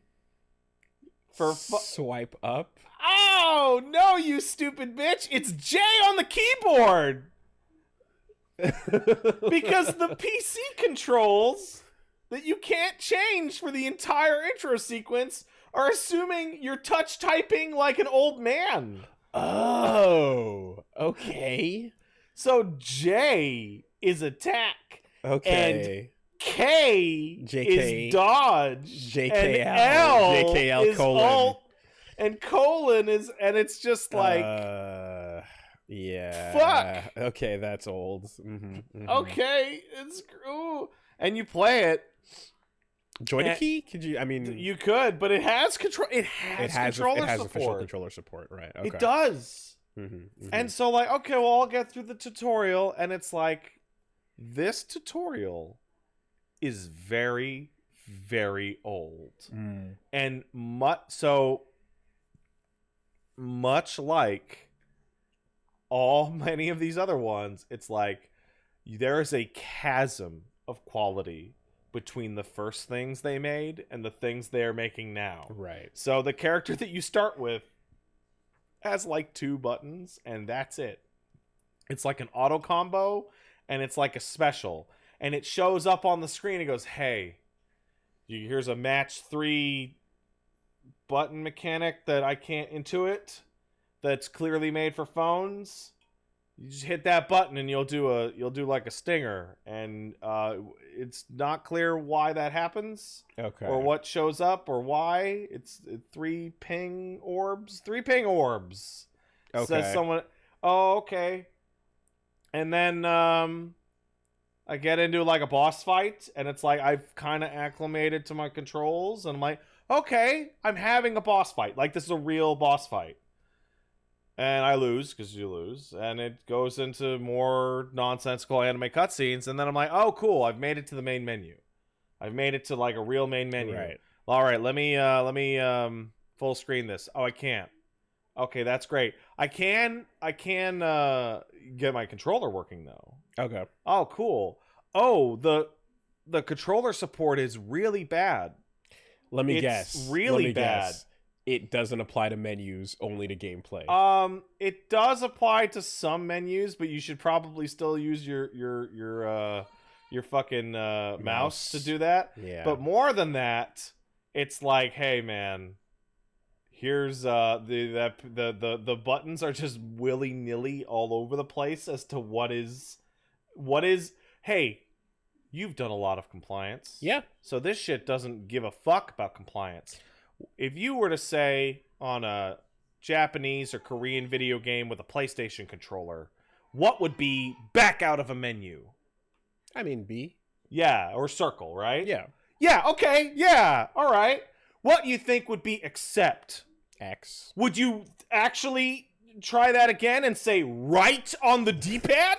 Okay, so with some games, when you just install a library for generic controller support, and then you never look at it a second time, what they'll do is they'll go button and D-pad inputs. They'll just go button 1 through 9 or 14, and then D-pad inputs, and they'll just drop them in chronological order, regardless of how they actually map. Yeah. And go, we got controller support, it's fine. Right. So, hey, you can totally mix and match your controls, and that's fine. But it's like, hey, you know what's going to be your controls? It's going to be L1 and R1, Okay. R2, and then all of your ping orbs are on the fucking face buttons, and I don't understand that shit at all. This is an action game, right? Yeah, sure is. You're like, yeah. And then I'm talking to people afterwards, I'm like, so how long am I trapped with that character that plays like shit? And they're like 8 chapters. And I'm like, oh, this fucking sucks, dude. I can now see with absolute certainty. Apologies, my little man is having trouble downstairs. He guys. hates it too. He also hates it. Sounds like 8 chapters is and way I'm too like, many. Like MiHoYo having games that look like normal fucking games is a massive step up. Right. Massive. Like, it is like Atari to the Super Nintendo. It is crazy. Just tap it in. Just a show up and work on multiple platforms. It is astonishing. Okay. It is now like a no shit, no brainer. Okay, but think about the Pal World devs being like, we're making too much money, we don't know what to do. Well, that's what happened to MiHoYo. Okay. Because they made these kinds of like ghetto ass bullshit loser phone games, and they made enough of that Honkai shows up, and Honkai's like a real game, but Honkai's fucked up when you start too. And then they made Genshin, and they're like, hey, here's a real video game. Because there's a studio, and there's like 40 people, and 38 of them are just like, yo guys, check out these titties, and everyone's like, yo, yeah. And then there's one idiot in the corner that's like taking care of the desktop shit, yeah, and dealing with the controller or whatever, and everyone else is just like, we play it on our phones and we draw the titties, what the fuck you want, you know? So like, it is not a priority, and like, you're the edge case user, that is like, I would like this to work in this thing that you say officially supports, the game supports, but it is not a priority, and furthermore, you're not wailing on the PC client. No. So why does your opinion matter? I want to try this out and see what's going on, right? And so like my takeaway is the game that I initially and overtly respected the least by far, which was Nikkei. I walked away going like, yeah, the PC client's a little rough, but it's obviously for phones. But like, they're like cooking something here. Wow. Like, there's something here. Like, yeah, we're flopping, and it's like, okay, I can do that. but also there's shit here by virtue of comparison. and like I never thought. Yeah. And it's this weird thing of it's because like these are Chinese, Japanese, Korean games, right? And they're being developed like sequentially. Yeah. Like here's the first level and that's what the game comes out with, and then we're going to build the second level, right? We'll come back around. And as a result, they are built the opposite of almost every game anyone listening to this ever plays, because all of those games had their first levels built last, because the first level is the most important level and had the most polish and had the most work put into it. And so, like, it's people have been describing it in chat right now as the A Realm Reborn problem. Okay. Of like, A Realm Reborn is still like a regular fucking video game, like, but it's a little weak here and it's old here, and it's people say, well, you got to get through A Realm Reborn to get to that good stuff, right? But with Punishing Grey Raven and with Limbus Company, it's a fucking chasm between what I'm going to assume is an 8 or 9 out of 10 and like a 2. Right. And it's huge. Because it's like, it's not like the phone game is being built with the same type of vertical slice your AAA is being built with. And yeah, and I guess too, like as the money comes in, then they can afford to make the whole thing as pretty and as gorgeous as possible, but you don't actually go back. Because are there any games that do go backwards after the success and spend the money on the old shit? Honkai Third Impact by MiHoYo went back and cleaned up the very beginning of the game. But they didn't clean up the second and third parts of the game. Okay. And they just said part 2. They just put out part 2, which is, hey, fuckheads, new storyline, start here. Like, you don't need to do that Don't shit. even bother. Here's the new shit. Okay. Just start here. New intro. But you still have to go through some of the ancient shit to get there. Okay. So you're ping-ponging over what Inequality. got made when and the whole fucking thing, and it's super weird. I mean, even Vampire Survivors went and said, hey, we drew new sprites. You know what I mean? With their success. Yeah, the closest I can come up with, I saw somebody say it in chat, the closest analog is Warframe. Warframe got built like these types of games, and Warframe has had multiple different openings over the years. Okay. And it's always this weird thing where you're like, wow, they remade the first part and maybe the second part, but then you slam into the third part, which is 8 years old, and you're just like, what? Why? And all of them have massive things in common. Wow, there's a lot of currencies. Wow, there's a lot of currencies. That video of Overwatch 2. So I'm like, is this Overwatch 2 joke? has 6 currencies now. Is this a real thing? Like, so it's backing out to the client to reveal a secret new currency? so it's this Holy wild shit. thing that all the free to play games have, which is like, listen, you know how sometimes Tekken will obfuscate how many Tekken points are $1? Yeah. Well, the free-to-play game, which lives and dies off tricking people into pumping the money in, is going to go, listen, here's 10 fucking currencies. Good luck. Good fucking luck figuring out how money turns into these things. Right? God. And that's when Genshin and Honkai get super weird, because when I'm upgrading a character in Star Rail and it goes, you need 30 Baphomodads. Yeah. I click on it and it goes, here's where you got to earn that. And it teleports me to the location. And if you're going to do that, why can't I just have one upgrade material? That, like, it's much better and much more useful. So this is what came up when I was playing Mega Man Cross Dive offline. Yeah. Right? Which was just like, okay, so these seasonal release characters have these event tokens, but the specific type of event token that you need to unlock Dante and Virgil versions of Mega Man and Zero is some other unexplained thing with no tutorial for it, but it's just an icon you stare at and it says, you don't have this, fuck you. You know? And it's like the level of obfuscation for just like tricking people into spending their money and not knowing, like that happened 4 currencies ago. You know, what's the point of getting to 6 at that? Like, I don't so there's a secondary problem for that, and it's a game design problem. and that is when you put out the new character, you kind of don't want people to have saved up 4 years of currency to just instantly redline Crush the it character right away. right off the gate. Yeah. Okay. Right. So like, I was playing Star Rail, and I got the banner character Acheron, and her upgrade materials require like a mid-game quest, and it's like so that you're somewhat unlikely to have just brutalized your way with 1 million resources saved up. However, and here's where it gets really strange, that's the idea, but then part of the anniversary event that Acheron comes out during is, yeah, you can teleport to areas that have the upgrade materials from the end of the game now, and you can just skip that part and upgrade these characters now. I'm like, what? Why are you're causing a problem, and then you're handing a really easy solution to it right away. And but also, like, if people save up and have the ability to afford the thing, and okay, I guess because it's like something new drops, and it's like don't have someone that has saved up a bunch of in-game currency, let them get it right away. But you can spend real cash to just grab that right away. Not necessarily. Really? Not necessarily. You can't just buy your way out of all time.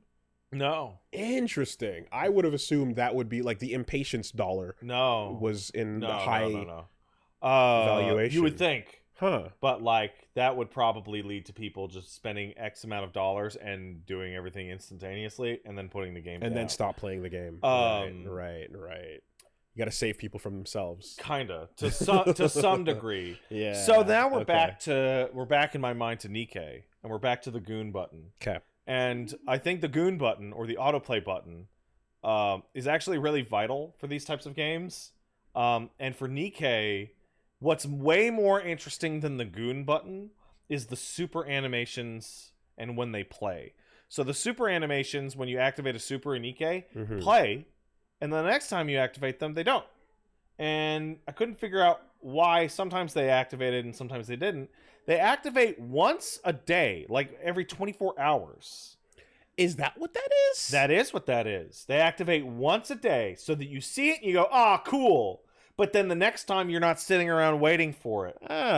You can turn that off. You can make it play every time or never. Yeah, I think right now for me, it plays each time because going through it, it was like do first, second, third burst, you know. But and I would see the sequence play out. And it's like, listen, the cool animations are cool, but maybe you don't want to see them every day. In fact, when you're doing your daily, you would want to see them once. And part of the thing is that, like, so I'm playing Star Rail. When I play Star Rail and I'm not like sitting down to play it like a game and I'm like I'm gonna do the story, I'm gonna do side quests or whatever, I spend like 6 minutes banging out those dailies. And the thing is that I have built a team that can do those dailies instantaneously. Okay. They're so overtuned for those things that actually hitting the buttons would be a massive waste of time. Okay. So it makes a lot more sense to everyone who played Final Fantasy 12. Okay. Because if you've kitted out your Gambit system FF12 gang strong enough, playing the game is a waste of time.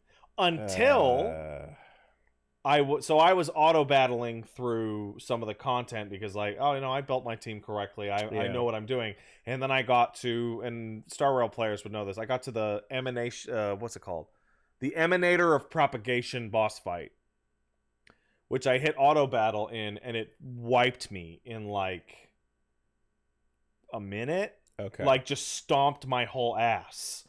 And then I had to spend like the better part of like 3 hours, not just actually fighting it and figuring out what I had to target when, but like I had to rebuild my fucking team. Reconfiguring it. Because the team I had made sucked for that boss fight. Huh. So what I thought was useful was the fact that auto battle was broken up into like shooting and supers. Yeah. Because the supers popping up was like I got the tutorial on how that and how to use that, but I'm like I can't focus on that right now because I'm still getting used to everything else about the system. So I put the supers to auto while learning the rest of it. But the idea of like some of those fights would go by so quickly, or those stages where the boss shows up and you kill it right away and then it blows up, where I was like, am I playing incorrectly by killing the boss too quickly? No, that's your reward for doing it correctly. I guess. So yeah, that's where I was like, oh, maybe I'm supposed to stall out and kill more things. You built your shit correctly. Okay.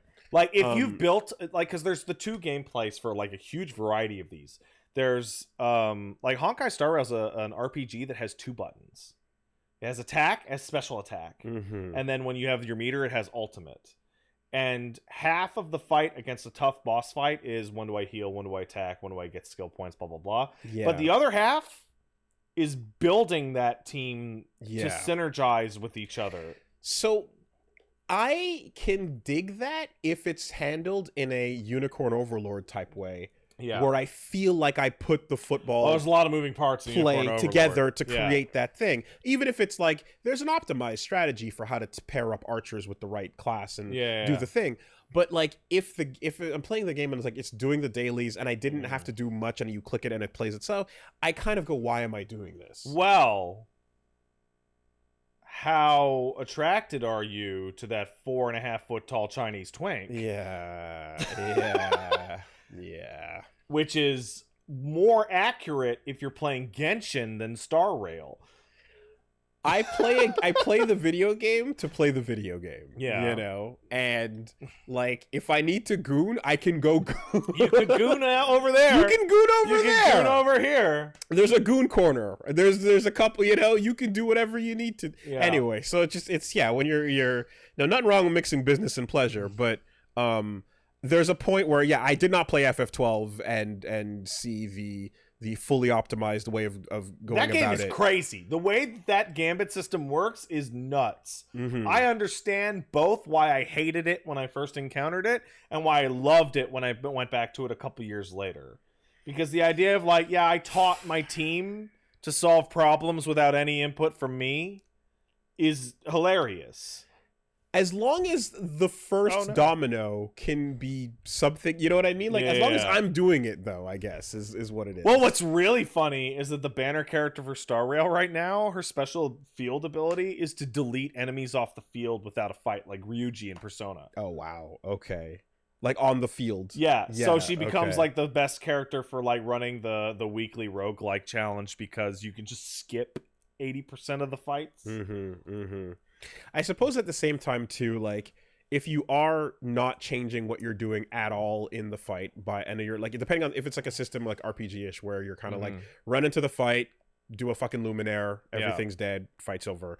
Then like there is a, Yeah, I remember that part of Chrono Trigger, like the 80th to 90% mark. When Chrono's got the highest speed, he's going to cast Luminaire, and if anything's still alive, Magus is going to cast like Dark Triangle or some shit. Yeah, Dark Triad. And that's the fight. That's how I'm going to go through every single encounter in this entire dungeon in Zeal.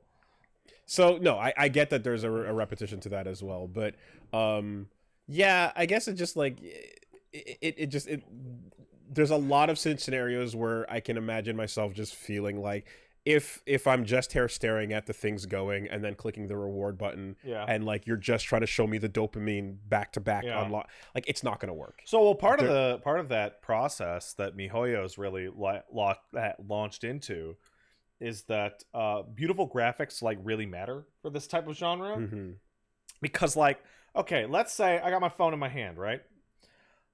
I have gone to take a shit and gone, well, I might as well do my dailies.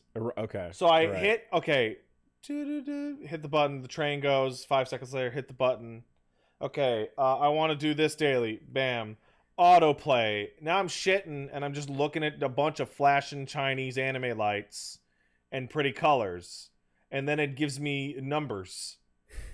And I'm done before I've finished taking a shit. And I go, thank you for pretty numbers. Yeah. Even when I was dopamine, when I was playing Tekken a bunch, it would be like I wouldn't think, oh, let me do my dailies. I'd think I have a time for a match. Yeah, and I'd queue up and play ranked, and I'd do one ranked match against somebody, and you have to stay engaged. Yeah, on what's going on there. Even if I'm like listening to something else or checked out or doing whatever, there was still a level of like, what's the counter here? What do I got to do? There's minimum brain activity kind of required there. So the fun thing about that is that for Star Rail anyway, like if I want to do like Wooly has never really MMO'd, huh? It's no, definitely not. It doesn't grab me. It just doesn't work.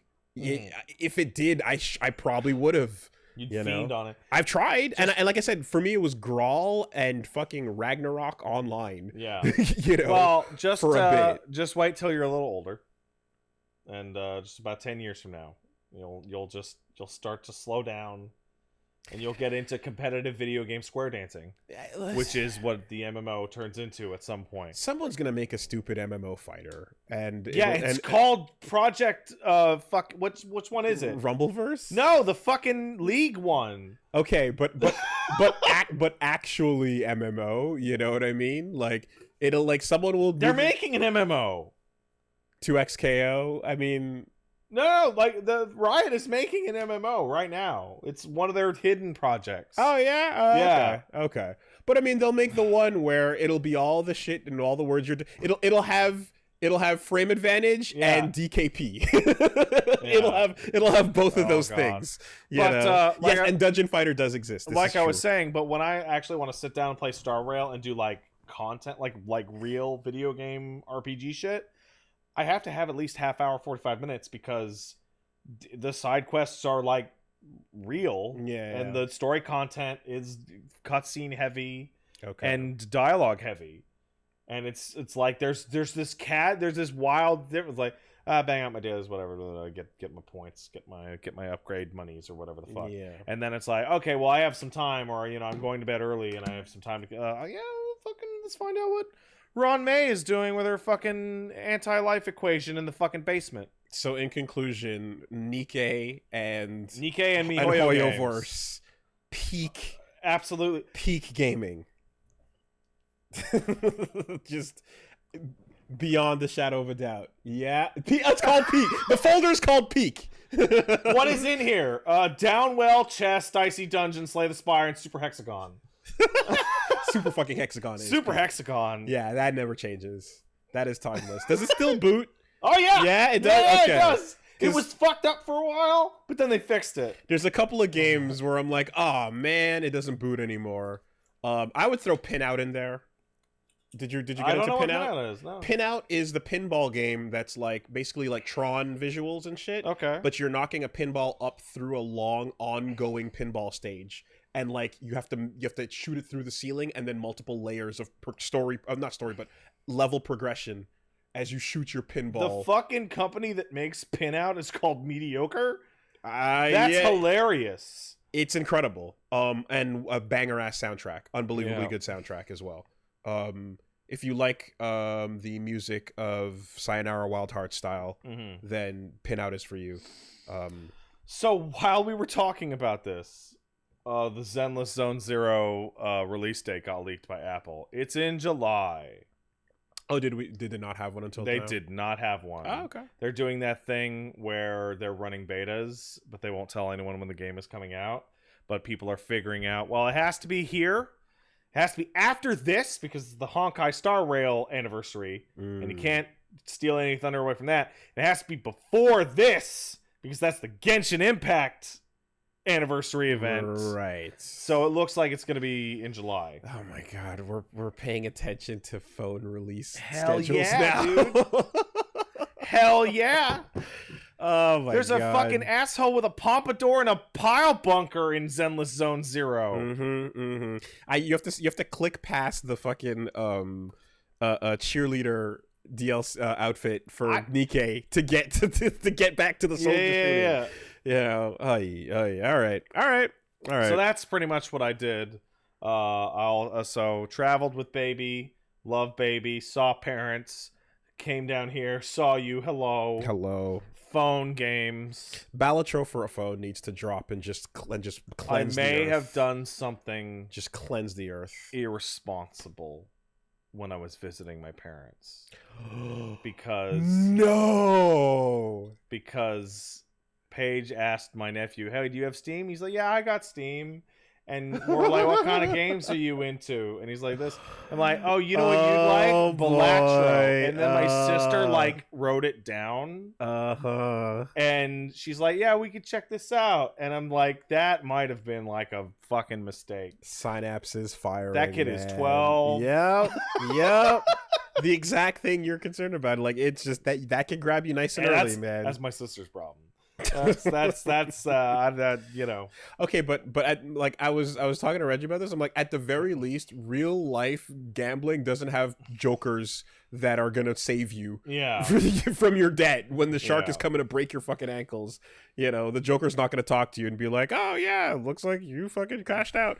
Like, yeah, no, that is something you can actually recommend to non-game players. Yeah. And it might get its hooks in. So, like, if my dad had a computer that would run Balatro, he's using like an old Surface that barely boots. I would show my dad Balatro because my dad's the kind of guy who played like solitaire for fun, like for realsies, and would just bang out a game of solitaire or like Hearts against Microsoft in like 5 minutes. And again, there's nothing that pops up when the game is happening that would make a very serious blue collar man go, "What the fuck is this shit?" Yeah, it was.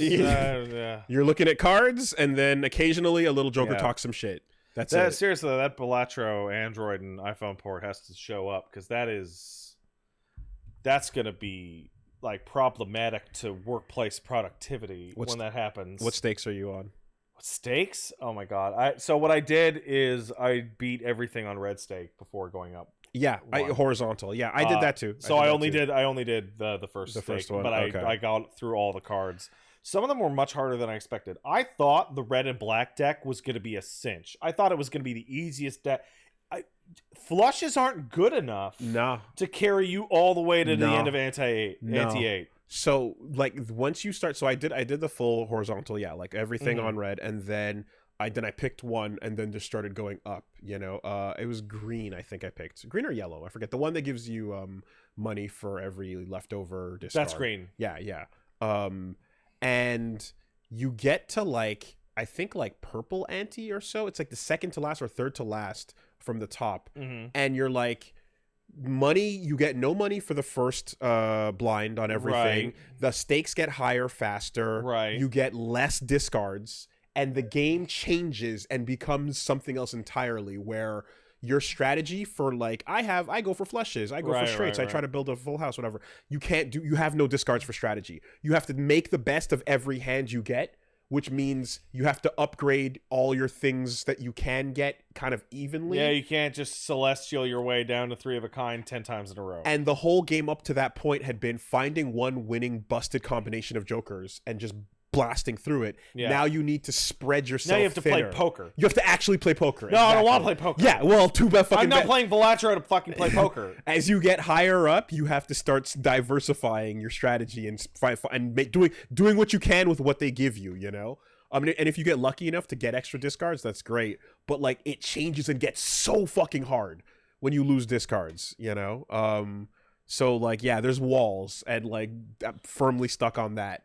But we'll see. God, that changes. Like, there are some of the cards that I really liked, which is like, hey man, keep this card this joker in your hand and get $2 for every discard you haven't used, right? And you do that with green deck, and you're getting like $5 per fucking discard. And that shit just doesn't work anymore, I guess. Dude, there are jokers that get introduced on like, I think 3rd or 4th blind where you cannot destroy or sell them. Oh, I don't like that. There's a mark that says this is a permanent joker. So every time you pick one, it's stuck forever. Even if it's some stupid bullshit, basic, low level. Like madness. You know? Yeah. So, but here's the thing. Yeah. So madness, which is it eats a joker every time. Right. It doesn't eat locked jokers that can't be destroyed. So you get the madness buff without actually losing the joker that has the little thing on it. So then you want to get all unkillable jokers. For that specific build, if you have the madness joker, yes. Otherwise, you're fucked, you know? But on the plus side, you get that multiplier on madness going up even if you don't have a joker to feed it. Okay. So. Yeah. Oh! Yes. Ooh! You get it regardless. Okay. So yeah, and if you ever buy 2 jokers, but you can still use one of them because it eats them one at a time. You know, yeah. All right, over on my side, obviously more Balatro, and a bunch of. That's gonna just show up kind of every week and be like, Balatro, yeah, and that can be like the whole conversation. However, there has been the least amount of progress in the last week or so because again, at the highest difficulties, it's just like, the fuck else are you gonna do here?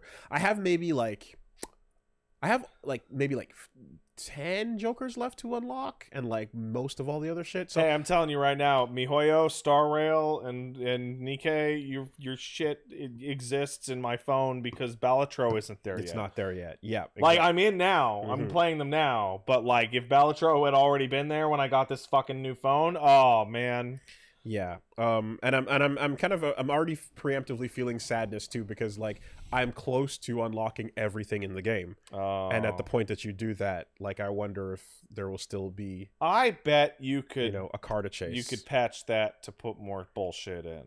Oh, community shit or something. No, like has that new patch come out? Because that new patch rebalanced tons of shit. Oh yeah, I don't know, but I know that. Well, but I guess new shit would be the thing. Yeah, we'll see. We could just start over.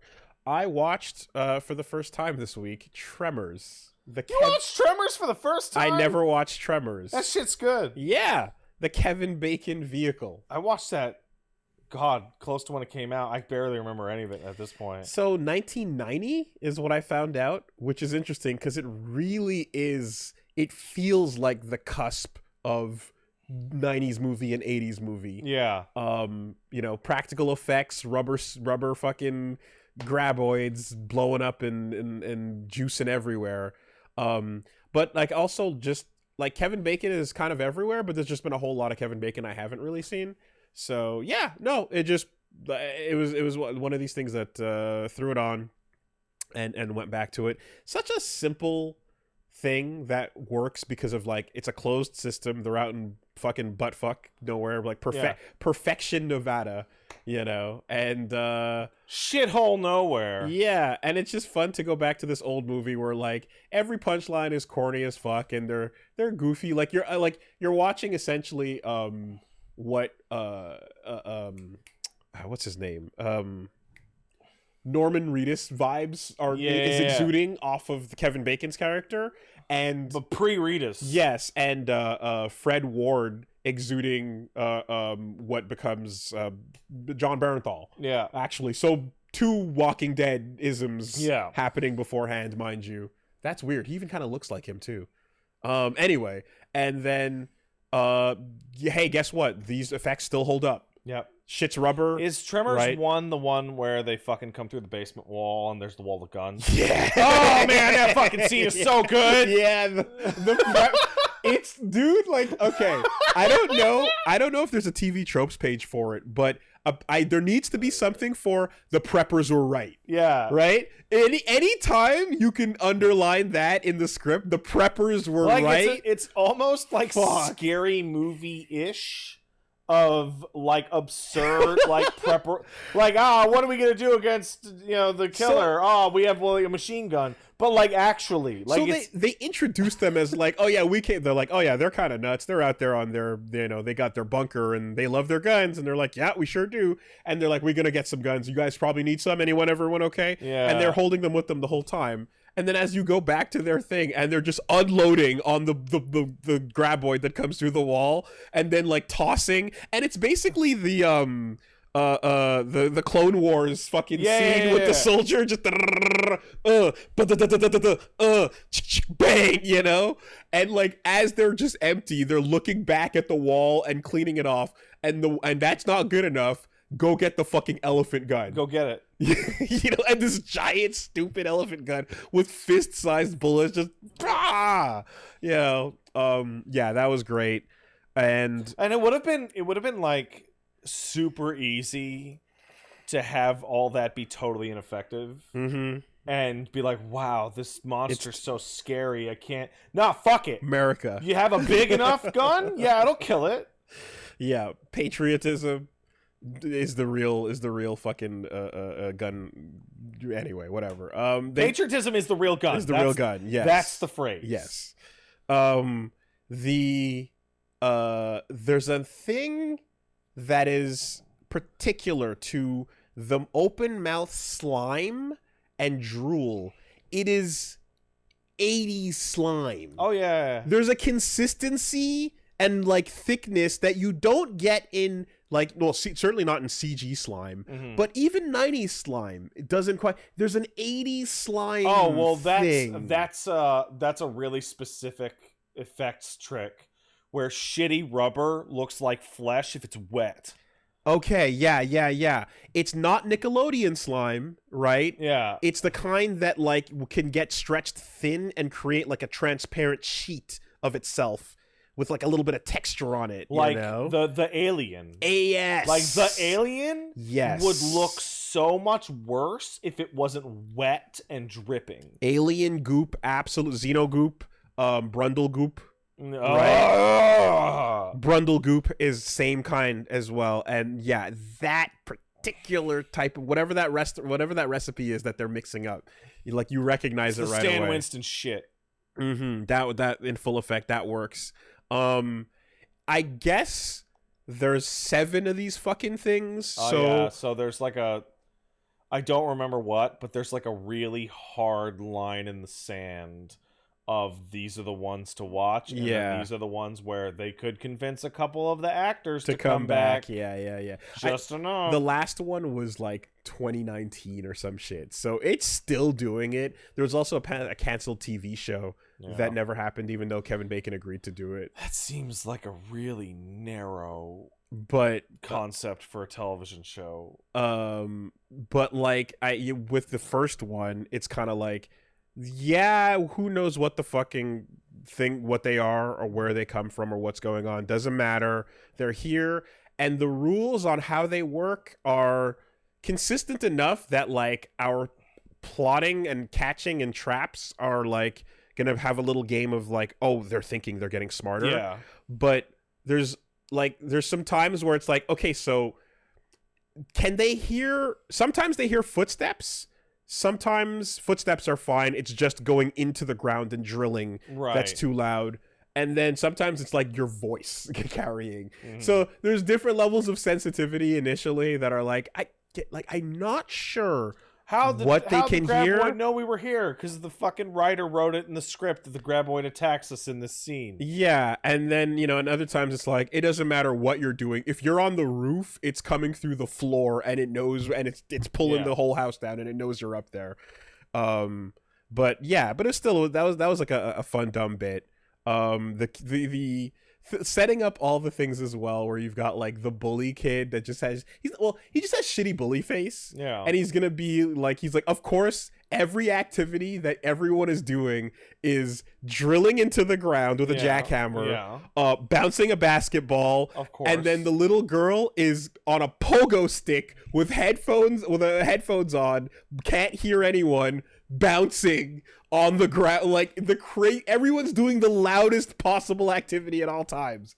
There's a fridge that keeps acting up that's over there. I'm gonna take a car battery and dig it into the ground. Why not? How loud can we get at all times? And then I guess just in terms of their capabilities, it's like, well, I mean, at first it's like pulling a dude into the ground, and then it's like, oh, we can pull in a car. Yeah, fuck it.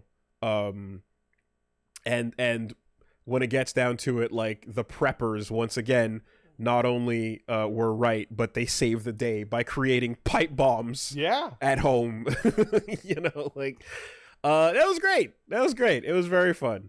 1 and 2 is what I see people saying. I've been seeing that in the chat the whole time you've been talking about it. That is what my friend told me as well. I guess the thing here is just like, how many of these went straight to DVD or to VHS, right? There's like 5 Starship Troopers movies. Oh yeah.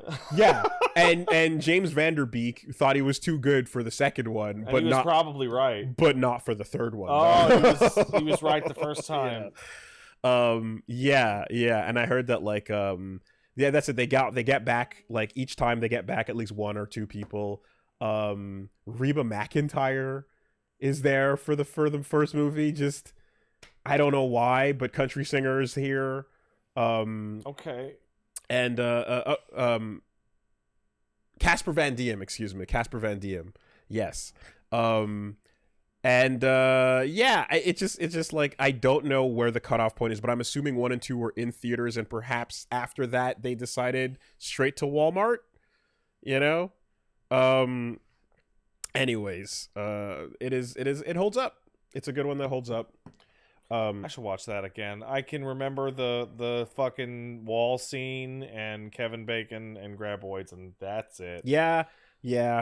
I mean, and again, after hearing about it, we're just like, yeah, this is essentially dune worms in the West or in America, and they're smaller and shit's wild. There's like no explanation at all, right? Nope. It's just like, what the fuck Zero. is that? Zero. No idea what they are, where they came from, what's going on, but they're there. They found them. They're killing. And the population of the town they're doing this in is like 14 people. Oh, great. So there's just nothing around or whatever. Yeah. And they are like, the tone of the movie is also just like, again, it's pretty much a comedy the entire way through. Yeah. And then occasionally like someone gets like ripped and pulled in.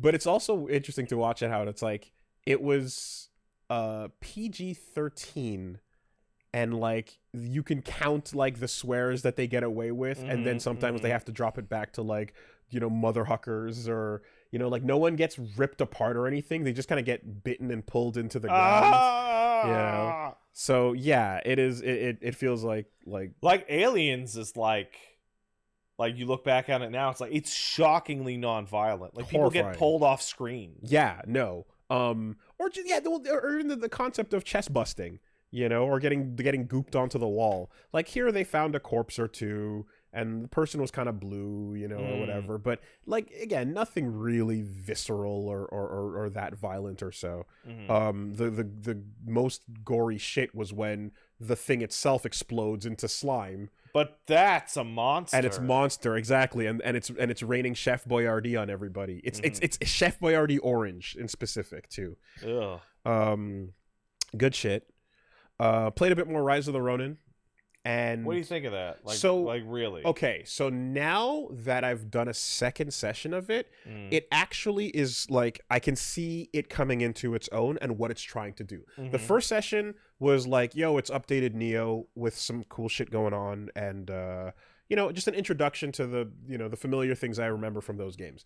With the second sesh, we were like, I don't know, maybe 8 to 10 hours in or so. Right. You're taking so all that armor system stuff we talked about. Yeah, right? well, we're not gonna talk about it again. Yeah. Flying is a big part of like what makes traversal feel good. Sorry, in that flight. You open up your Assassin's Creed Leonardo da Vinci wings and fly across rooftops. Like Batman. Like Arkham Batman? You Arkham your way through the city. And then you Arkham, and then you grapple and pull yourself to grapple points. All right. Launch yourself higher or land on a roof. And like you are Ronin Batmaning from rooftop to rooftop. That's not what I fucking thought. Right. I have literally not seen even a single screenshot of that particular mechanic. That's weird. You are Arkhaming your way over enemies and dropping into takedowns. That's that Batman. And then going into Neo combat, you are grappling and pulling dudes from the ground up to your roof. Oh, that's cool. And taking them out, or isolating them from the group. So humongous Batman stuff happening on top of your Neo system, right? Okay, so that all works and creates that's weird. Creates a very unique feel to it, right? Yeah. Second, you're doing this, and then you're also going and you do some quests and you meet people. And anyone who, like, I guess you hang out with or talk to enough, there's a big fucking flash, and there's like, this is now your friend. You've made an ally. Yeah. And like you're in the background, and they're standing there, and it's like, yo, fuckface has joined you. It reminds me of do you remember that FF7 trailer that showed too much during the presentation? Right. And they were like, social events with friends, and it was like Cloud and Vincent standing 20 feet from each other, ignoring each other. yeah. Okay, so here, and then like, yeah, early-ish, whatever, like nonsense fucking spoils, I guess, but it's like it's such a small bit. The first boss is this asshole that like you beat him the fuck up, and he's like a evil whatever bandit type lord. Right. And then you get the cutscene is him crawling on the ground going, yeah, wait, hold on, right? Yeah, okay. Begging for his life and shit. And he's like, I can pay you. What do you want? I got you, And then you can choose between like okay, fine, spare him, fuck you, kill him, Right. or like, what kind of reward are we talking about? And then you can like reward and kill or reward and don't, whatever. Right, You know? okay. So I was like, all right, fucker, get out of here, you know, and took the reward and went on. And then do a side quest a little bit later, walking in the open world, and like you have to go. Some sketchy dude is like, "Yo, this dude ripped me off. Go fuck him up." And you go, and it's the guy that you spared. Great. And then you're like, "Oh," and then he's like, "Oh, hey, yo, it's you. What's going on? Oh no, yo, don't fuck me up. In fact, how about we team up and we go fuck up the guy that hired you to fuck?" And you're like, "Okay, whatever, sure." You can you're like hijinks button, right? Okay. So you go with the hijinks. And then, so you sneak back to the first guy, the quest giver, and you KOTOR betrayal. Yeah, of course. You know, on the dude and whatever. Take them out, fight goes down, and the dude's like, "Yo, that was so sick. Awesome, cool. Here's the reward. Thanks for helping me. You didn't kill me. That rules. I'll see you later." Gonzo is now your friend. He's your pal. And your friend is now selectable in every mission and is a partner that will roll with you as a NPC that fights alongside you, and in the fight you can take control of them and switch between your entire party while doing Neo style fighting and missions. That's way more than I thought was there. Humongous difference to the flow. So yes, you have, you know, these areas that you would progress through, and then you go, you know, you can go to the main area, take out the threat, open up town, and like there'll be a boss that's probably too hard or somewhere, you know, all that shit. But the flow of the game overall, with the horseback, with the multiple party members that you take direct control over, or just they fight with you on the squad, it's building on top of the base thing that, you know, Team Ninja has gotten really good at in a way that's like, oh yeah, that's why this game exists. That's a lot more ambitious than I thought this game was. Yes, I thought this game was just open world Neo. So everything Team Ninja's been doing has been building over that Neo system and kind of like, you know, like Stranger of Paradise. We talked about like the FF version of that and everything, and like they're remixing like how your I guess like stamina and like items and sitting down at bonfires and all that shit works, corpse running, etc. But this is a gameplay expansion with tons of features and a huge difference in the flow of play in general. Yeah, it's big. It feels really different. You're kind of looking at a, you know, you have your Tsushima Japanese countryside you can horse through, open spots that are like, you know, for infiltrating and questy feeling areas and stuff. But yeah, they just threw some Batman, they threw some Tsushima, they threw some, I don't know what's another game where you take control of multiple parties at the same time, but like I'm fighting off a boss and like the boss is wrecking me direct one-on-one, and then I'm like, okay, hold on, switch over to this guy, he's in the clear. And as long as your active party member is, well, if someone else goes down, you can go pick them back up. But if you're about to go down, you can switch to one that can go pull yourself back up and you're fine. I saw some footage of Rise of the Ronin, and I feel like there needs to be a term for this. Maybe there is that I don't know about. But sometimes you see it with character action games, but I kind of mean specifically not character action games, where somebody put up a video of like, this is what 100 hours in Rise of the Ronin looks like. Right. And I don't know if you saw that video. No. But it's incomprehensible nonsense. Okay. Like, this guy is juggling people and firing off fucking Aijutsu energy blasts and doing all sorts of nonsense parry shit. Okay. And I'm like, what the in Rise of the Ronin? Yeah, in Rise of the Ronin. Interesting. There's people that do like 120 hours of Cyberpunk, and you're just like, what the fuck is the player character doing? Right. I mean, the other thing too that I noticed is like every time some of the people I met would be like, oh, this guy that's your friend that you can bring into battle with, and fight with you, etc. You can also, you build up your relationship with these characters and stuff. There's like a social score, and they seem to be mostly not all, but they seem to be associated mostly with giving you a weapon in a style. Okay. So you know how like every weapon in Neo has high, low, mid. Yep. Right. So you want to get mid katana, you get it from this guy. Great. Okay. This guy's got low spear, you know, okay. and like you can progress down that. Yeah, that makes sense. Yeah. So pretty good for that, and the upgrade tree stuff as well. And an interesting system in that like it's not just like corpse run to pick up your souls and like you die and they're gone type of thing. There's a mixture of hard experience and like soft experience in a way. There's like skill points, I think they're Is what it they're like called. you clear a full level and the level gets stocked and you can't lose that, but the progress to that level can be lost? There's experience that is just that you're gaining that you don't lose as you just do quests and adventures and mainline shit. Right. And then there's a second bar that is like when you kill strong enemies, they give you skill points that don't turn into skill points until you sit at a bonfire. And if you That is kind of like Sekiro. Okay. Not quite, but it kind of Yeah. a little bit. and like you'll hit the cap and then you'll go over and you'll see a bunch that you're holding and like you sit down and then they get converted and then you can hold those points until you spend them or their currency, right? But as long as they're held on your body in just like ethereal form, you get killed by an enemy, that guy has the points on him directly. Okay. It's not on the ground. It's on the guy. It's on the guy, and you have to kill the guy, and the guy that you killed. Okay, and that starts a vendetta system. That's great, right? So yeah, it's an interesting way of doing it. And for me, who likes to go up to shit and like take a crack at it, and it's like you're five times under leveled. Well, I'm trapped here because he ate all my bullshit. So here we go. You know, it is an interesting thing that and how they're doing it. So yeah, like no, it feels like now it's coming into its own, and I can see like what the design choices are. You know, and they had the chance to feature creep on a team that loves the quality of life. Everything is like I can only imagine how much comes later and stuff, but it feels like there's a fuck ton to do. You know. I saw the map and it looked incomprehensible with like icon vomit. Yeah, that seems so. like I believe you when you say there's a lot to do. That feels like it can get there. So far, it's like it's a bit sparse for now, but it's just the beginning.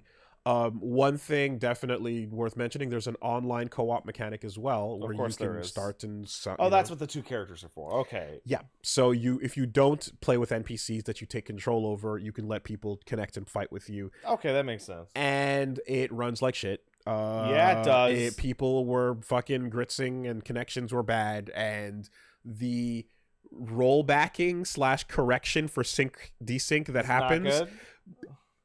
NPC enemies will roll back while they're fighting. Oh, that rules.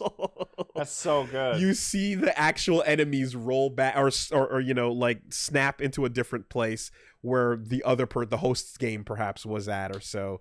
And it's like, oh yeah, okay, Team Ninja's not got the co-op thing going. They're still struggling with it. That's really funny. Yeah. So yeah, but still really cool shit. And fortunately, there's more than enough going on that online can be completely ignored. It feels like doesn't fucking matter. In fact, you're hurting yourself by taking up those 2 slots with randoms when you could put people that you want to use and take control of in those slots. You know, so I don't know where the fuck I would even try and check that out.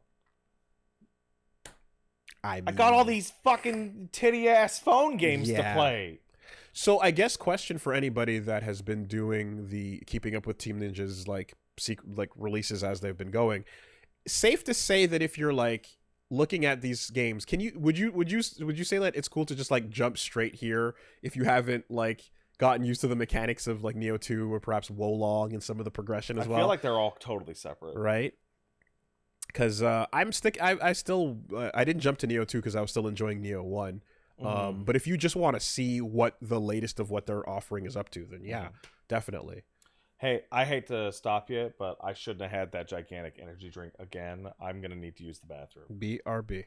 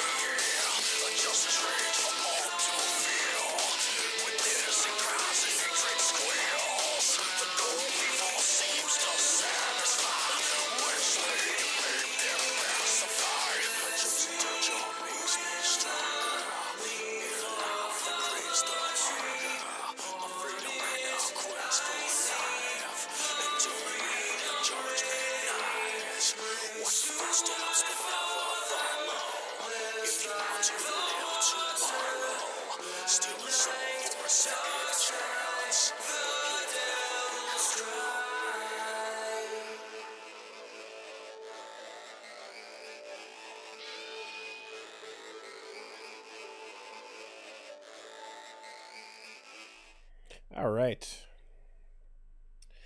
So, Rise of the Ronin. Check it out. Not bad. Do I want to play the floppy titty game with the guns? Or do I want to play the Batman Samurai The other one.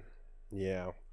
But yeah, no, that's pretty much it. So, we went back to Guilty Gear for a little bit. Test Your Luck, Best Nagaryuki came through. We had some good times playing with that. This week, streaming-wise, tomorrow, I'm going to be playing some, appropriately, Devil May Cry 3, which the music just kicked in there. That was pretty sick. Gonna do some Yakuza, and we're going to start. I'm gonna check it out, but I believe so. The Rising Tide is out, right?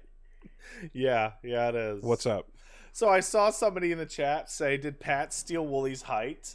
And I realized that it's been so long since we sat on the couch together. There you go. That no, we're both sitting and our asses are on the same level, and me and Woolie are at the same height, but my fucking feet are shooting straight Pat's out. legs they are sticking can't out even sideways. dip.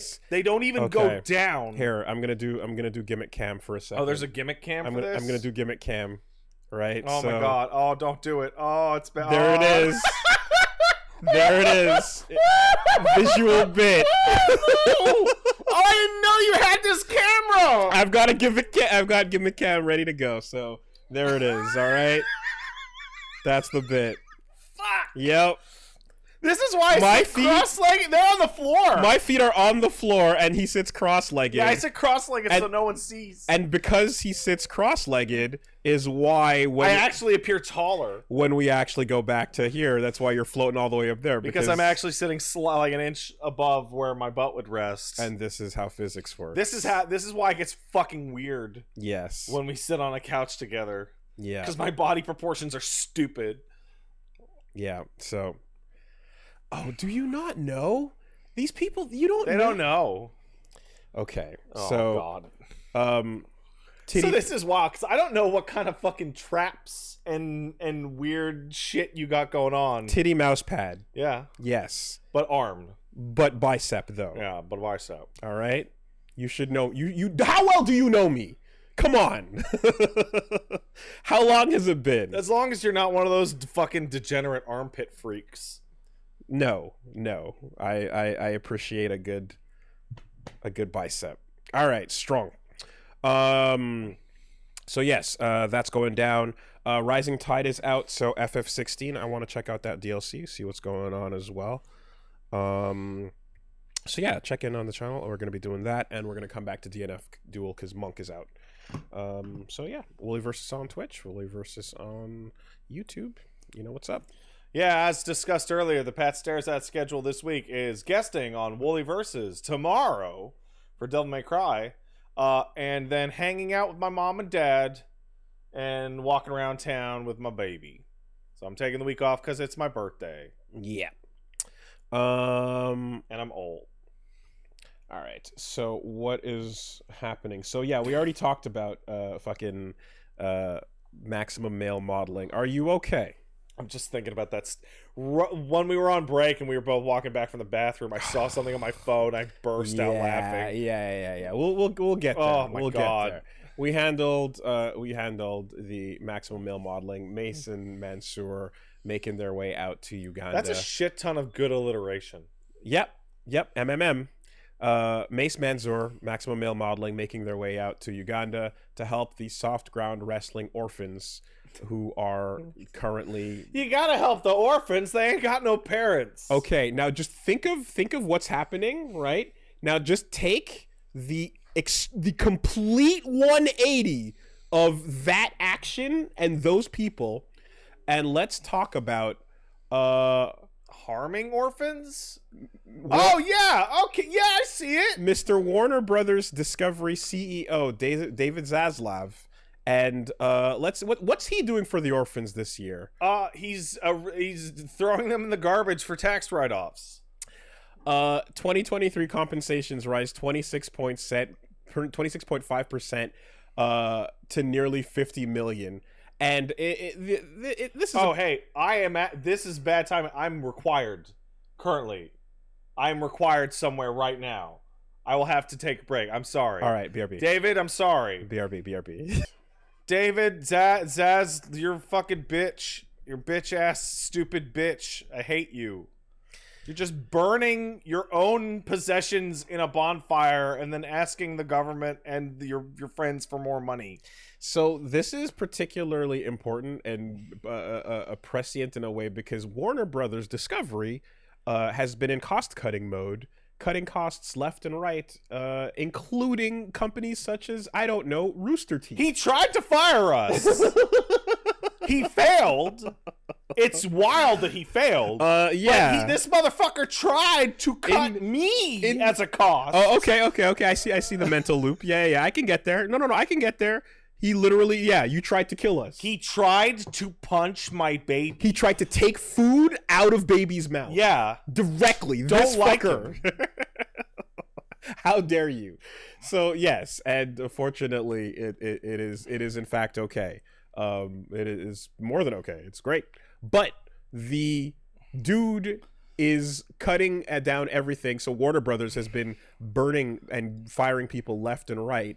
And in the same time frame that they're doing that because they've got to cut down on costs, it's also time to crank up the bonuses for the year. So he cranks up his bonus always in the double digits, mind you, and not always low end necessarily. So he increased his pay package up by 26.5%. So he's given himself a nice 49.7 million extra in the year that companies under Warner are shutting down. We're in that part of capital where the best way to make money is to already be independently fabulously wealthy, and then just go from company to company and destroy them to enrich yourself, and then just leave. Devour hour. Like Bobby. Right? Like good old Bobby Kotick. But here's the thing, though. But, one thing you can say about David is that he's loyal, right? Because it ain't no fun if the homies don't get none. He's not alone in this because all the other execs that have gotten bonuses are also in the double digits. So the exec bonuses for everyone else that is in the C-suite range from 23 to up to 46%. Or 43% for some of the other people. Well, you have to give those guys their fancy bonuses because one of those guys is going to be your boss at the next company you're going to suck dry. Right. And then he'll be like, hey, Dave really gave me a solid. I was able to buy 10 boats and burn them in the harbor. I'm going to help him buy some more harbor burning boats. Don't break the reach around chain. Everybody's got to get around and you got to get the one next to you. You got to get the one next to you, otherwise you're not doing your part. It's so vivid.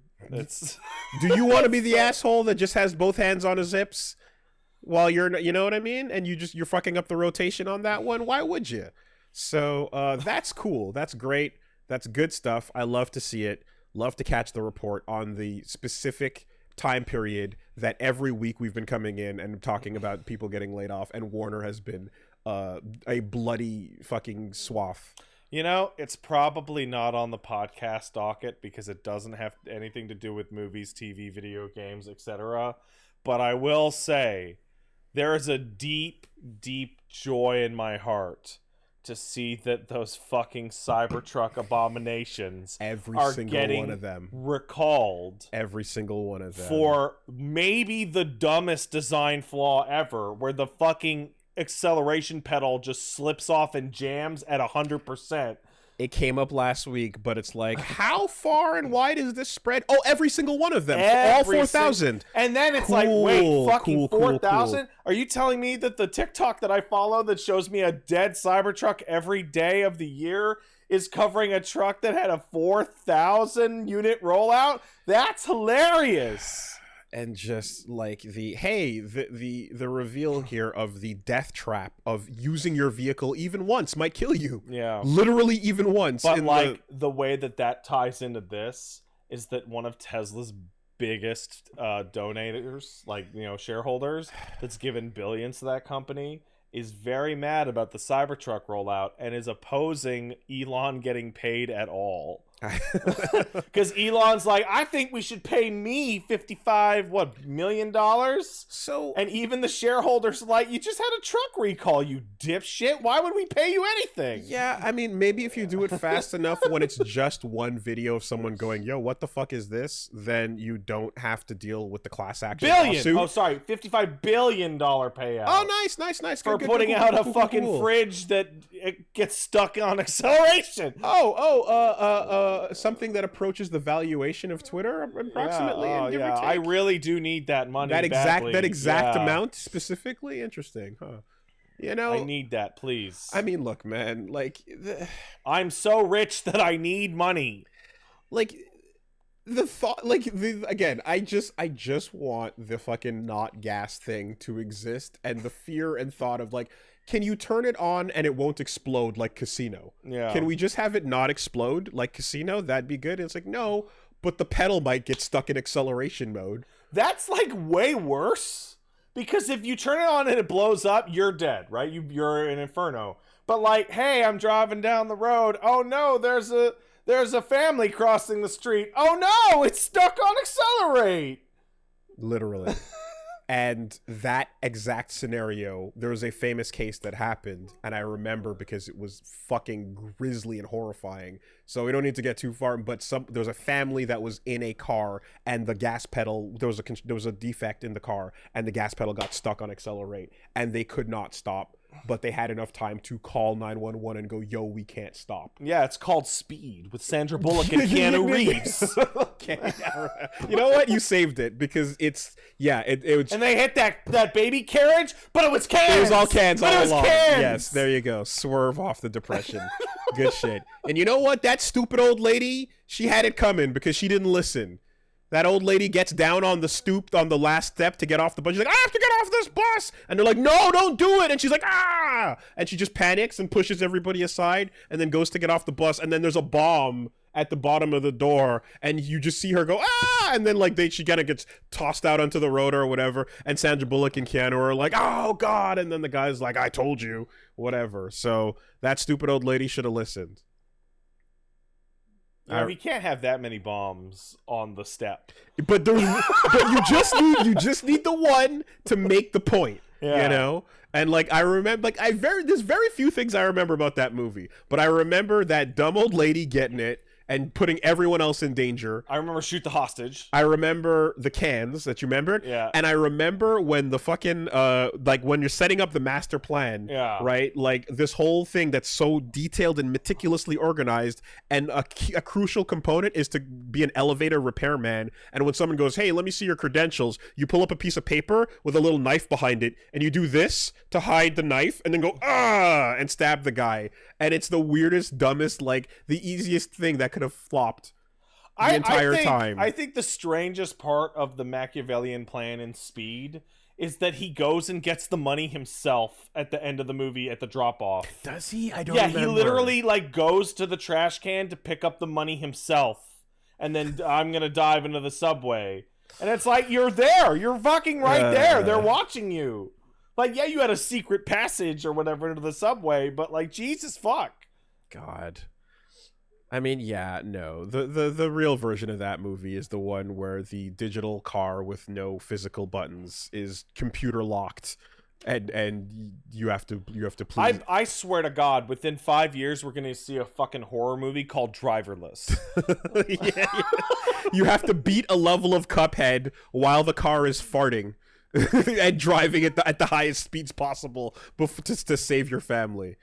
Yeah, that's a pretty good name for that movie, actually. I feel that coming around the corner. But anyways, that's what's going on with fucking Good Zaslav. job, David. You fucked everything up. Love and it. Here's a big reward that you don't need. Love it. And you know, so I bet his flesh tastes delicious. and and you know, and one good turn deserves another, or perhaps three. What the fuck are you? Oh, this shit. Embracer Group has announced it's splitting into 3 separate companies. So, you know, shit's getting bad over there at Embracer. They tried to buy the entire video games and it didn't work because Saudi Arabia was supposed to give them the money to afford to buy all of the video and Saudi games. Arabia was like, nah. Saudi Arabia squirted ketchup and mustard on the stomach and went. Like, I'm well aware that the Saudis have like infinity money because the oil and the royalty and all that shit, but like we have watched like multiple companies do this to themselves and then not get the deal. WWE did the same fucking thing. But maybe this time they'll do it though. Oh, maybe this time. Like, get it in writing, you stupid fucks. You know what? We'll sign that. The ink will dry when we'll sign that paper inside of the line when the line is built, right? You've seen the Line City? I have not. Oh, okay. It's one of those fake ass future cities. Yes, it is a line, and the whole thing is a. Oh fuck! I have seen that. Oh, that shit's not real. That's not gonna happen. Imagine the Death Star trenches built into the desert. Oh, dude, every single level has cafes and boutiques, and who the fuck is gonna live there? It's like up to 1 million people could live here. From fucking where? From all the places that they've cleansed, from all the people they've moved out of the way and forced into essentially servitude. Okay. In the process, if you there is an answer to that question. It sucks. Like, yeah. There's people that live where the line is supposed to be, and they've been like, you know. But hey, it's got canceled recently. Well, that's oh great. fucking wow. There's just one problem, Ben. Who's gonna? Oh live my there? god. Sell the houses to who? Fucking Aquaman. Anyway, so that allowed, but hey, look, It's really easy to look smart when you debate children as a profession. man, listen. Oh man. Speaking of Aquaman, my favorite part of the death and birth of Superman arc, Return of Superman, was the part where he split into 4 Supermen. Steel, Superboy. Don't call me Superboy. Oh. The Cyborg. I thought you were gonna go. You know what my favorite part of what was the fucking movie you even used? Aquaman. Or Superman? Aquaman was the part where Aquaman's wife couldn't get wet. I didn't. I thought we were gonna go more on Ben. I didn't see that. I didn't know that was I didn't know that went down. Oh, you don't know about that? I didn't know. Oh fuck! Ben was like, "This fucking WAP song is ridiculous. My wife's a doctor." Oh wait, yes. Okay, wait, no, I'm sorry. Yeah, got it, right. Okay, I was like, Amber Heard. What? No. Taking shits on the bed. What are we doing? Yes. Wet ass P word. Yeah. It's unnatural. What is that? I don't know. I don't understand. That's not. Oh no. No. But here, take a look at my sister again. Actually, I will. I fucking will, Ben. look at how fertile. That's one of those fucking things where I'll retweet it and people be like, "That's not real," and I'll be like, "Shut up! I don't care. I don't give a fuck." She's so fertile.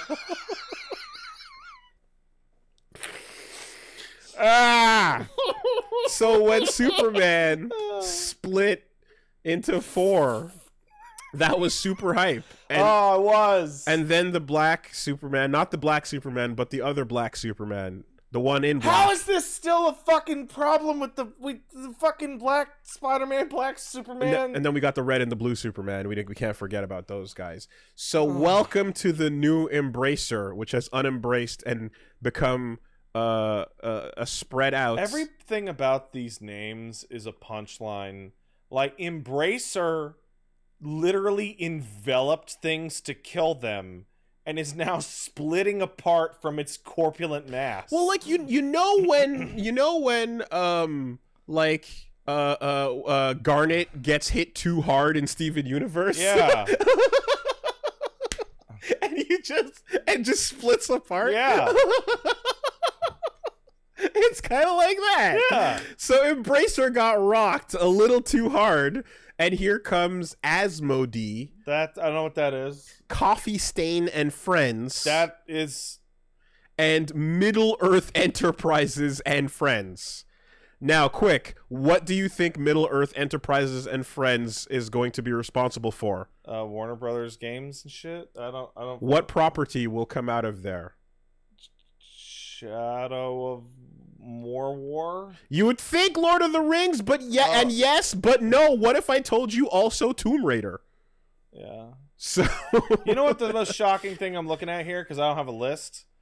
Coffee Stain is getting its own named company. Coffee Stain's not that fucking big. They make Satisfactory.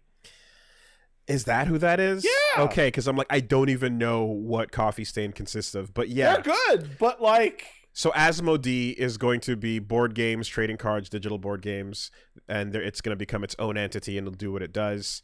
Coffee Stain and Friends will be... so they're going to... Because they're consolidating the IPs, right? So yeah, Ghost Ship, Tassier Tuxedo Labs, THQ Nordic. Wow, THQ Nordic, like... fucking fighting to stay alive. Haven't they just been getting beaten from corner to corner of the industry? Over and over. Didn't Deep Silver fucking own them? I remember us talking about THQ Nordic woes at least like 7 or 8 years ago. Darksider's still coming. Another one's gonna come out, promise. So yeah, that's where all the free-to-play stuff is gonna be happening, mobile, etc. Middle Earth and Friends... Okay. It is going to be AAA's, Lord of the Rings, Tomb Raider, Dead Island, Metro, etc. Metro is there. Yeah, and Crystal Dynamics is in there, so it makes... Yeah, there you go. Crystal D, Dambuster, and hey, look, my former friends over at Eidos Montreal. Flying Wild Hog, Tripwire, Vertigo, Warhouse, 4A. 4A? Yeah. So... that's it. Oh fuck! Come Middle on. Earth and Friends. 2 of these will die. I just soon.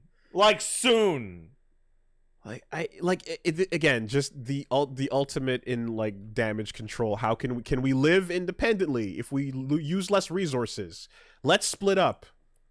That's what you say before the killer gets you. Yeah. So that's what's announced today. And this will surely work out great. And I can't wait to report either next week or so as... One of those studios will close down. How many losses in the Because meantime? the same idiots that made all these decisions were then split up and sprinkled into the management of these 3 new companies. Yeah. We have been watching Embracer Group cut and cut and cut for like what, 18 months, like 2 years? Yeah, it's been a while. Like it's been a long time. Yeah, and again, I know I think because I know people at Gearbox and they I think were able to they got bought some of their shit back or whatever. But how many of these franchises are just like, yeah, this is never happening. Legacy of Kain is in there somewhere. The thought of like, oh, someone new has bought this, maybe they'll bring it back, and it's like it's never been more on fire. In fact, it being dead and buried in the ground at a place that was not about to shut down is technically more alive. You know what I mean? Than the place that is like no now, longer since existing. These things technically still exist, we're not going to get any spiritual successors. Right. Because I mean, there could be a new Tomb Raider. Yeah. Oh yeah, 2K with it. Right, it was 2K. There you go. Yeah. Ridiculous. Cool. Jesus Christ. Also, these are the shittiest. Also, these names are just garbage. Like these are the worst. Regardless of the business end of things, what the fuck are you doing? Middle Earth Enterprises would be bad enough, but Middle Earth Enterprises and Friends, Jesus fuck. And Friends is so weird because it like both of these are just like who's the most important amongst you. And the rest of you, fuck off. You're the ampersand, you know. But also, they're not friends. Yeah. None of these companies have fucking shit all to do with any of the other ones. I don't think any of them worked with each other. Congratulations, everyone else. You are all Orson's farm.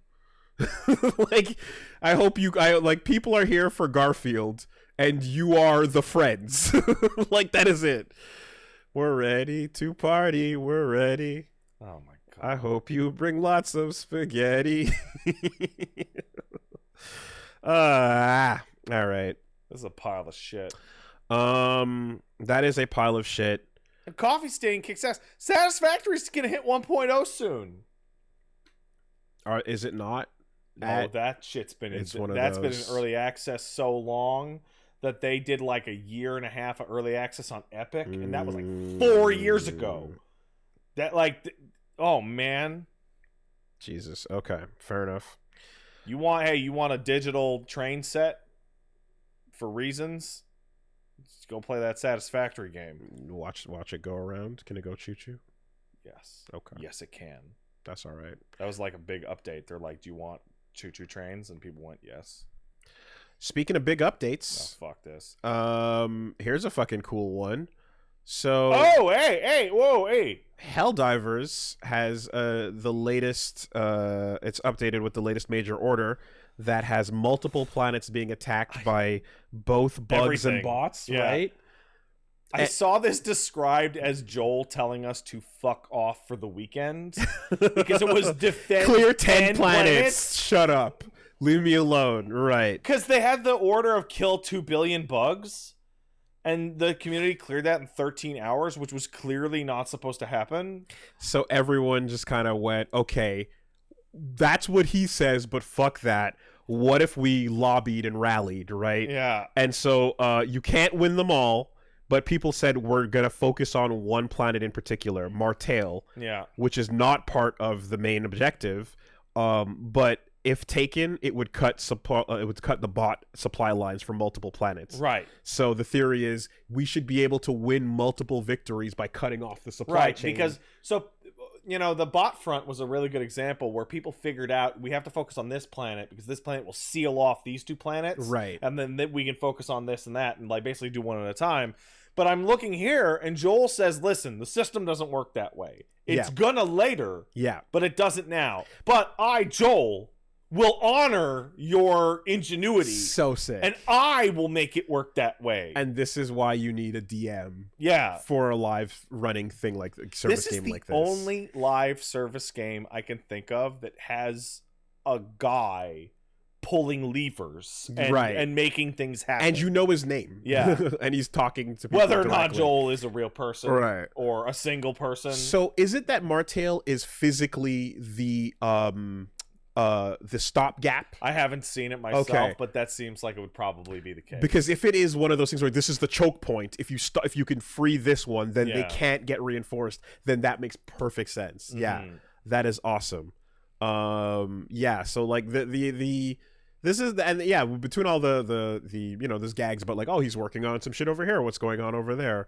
But like this is one where if the community does something and then the game responds in kind, that's my favorite type of shit. Like the things that actually, the stories that kind of sold me with MMOs and things like that was that one with what was the MMO where there was an egg that was just like that came from the heavens that people had to like defeat, but then a bunch of people like defended the egg.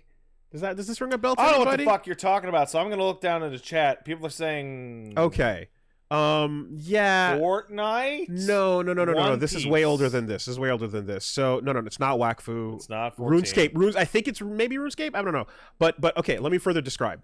Back in the day, I remember my old roommate from Angrion was telling me about there was an MMO where there was an egg and everyone was going to destroy this, and it was part of the quest, and it was expected to be an event in the storyline. And a bunch of people got together and became like the people that were like, we're defending the egg, we don't want anyone to touch it actually, and they created a line that no one could pass. And then like DMs got involved, or GMs rather, and like there was a thing where there's like an angel or something that is like meant to be an impossible to kill thing. And we're saying there's EverQuest. Okay. And they like you can't kill this GM angel thing, but you can stall it out long enough that the thing will hatch anyway. And so they managed to force the event. And so they managed to, like, as players, change the storyline. And then when they updated the game, they commemorated it by, like, making statues to the people that did that and shit. Like, active stuff that creates in-world lore is really cool. Real things that are not necessarily just like, here's the script for the new story and update, you know? That can get me interested, for sure. So things like Joel doing this update, responding to the community, I love you, Joel. Awesome.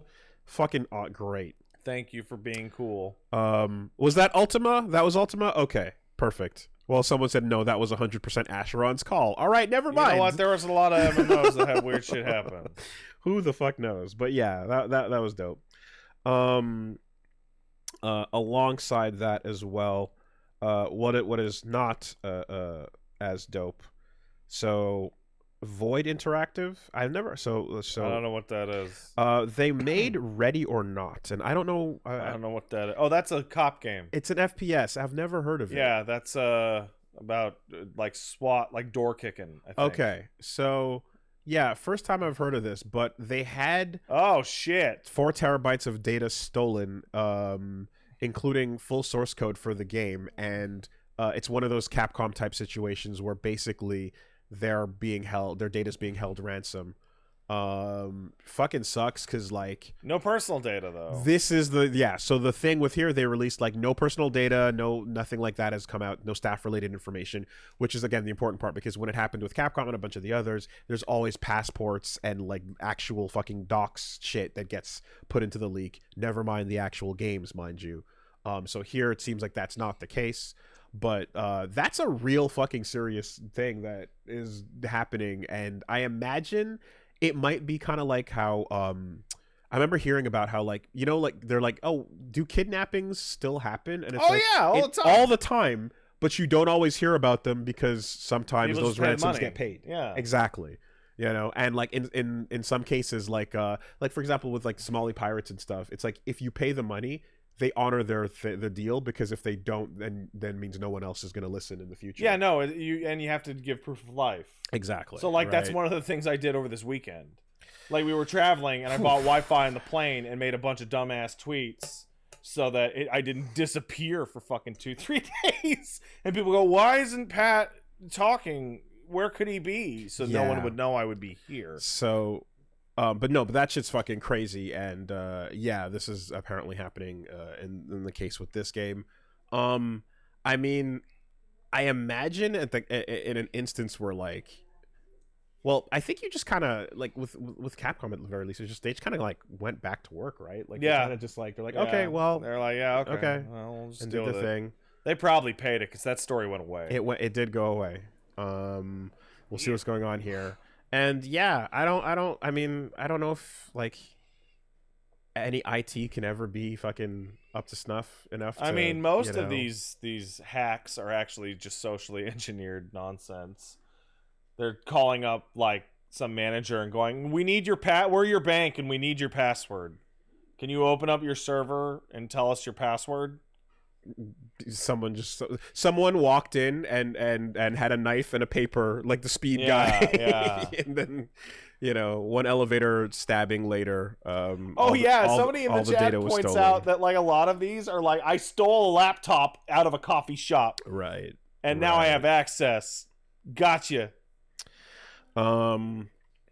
Anyways, aside from that, so speaking of first-person shooters, something called Unbroken was announced at FPS Fest, and this is a really cool-looking medieval super hot. Okay, it kind of looks like Hexen, but like Quake. Yeah, and it seems to be like first-person medieval. There's guns, there's axes, and then there's a whole lot of slow motion. There's a fucking foot to kick shit, and you're kind of just taking dudes out in that's not medieval, I would say that's more Victorian, but yeah, shit looks super stylish. So looks super hot. Check out the trailer for Unbroken FPS test demo from MGP Studios. Yeah, this looks like shit in that good way. I don't know what's happening, but dudes are getting kicked in slow motion and their top hats are on their heads, and it's cool. It's also like guns in this setting is a reminder of like the Order 1886 or whatever, you know. Fuck that game, by the way. Yeah, like, well, it had the powder and igniting the smoke, right? That was cool. That game is so shit, dude. I beat it. I beat it. All I know is igniting the smoke. Like, you know when people are like, this fucking new AAA game is like 4 hours long, and you're like, that's bullshit. You skipped every cutscene. That game is fucking 4 hours long. Yeah. It's ridiculous. Yeah, it was and was it like it was a full price, like 6 hour thing, yeah, right? It was.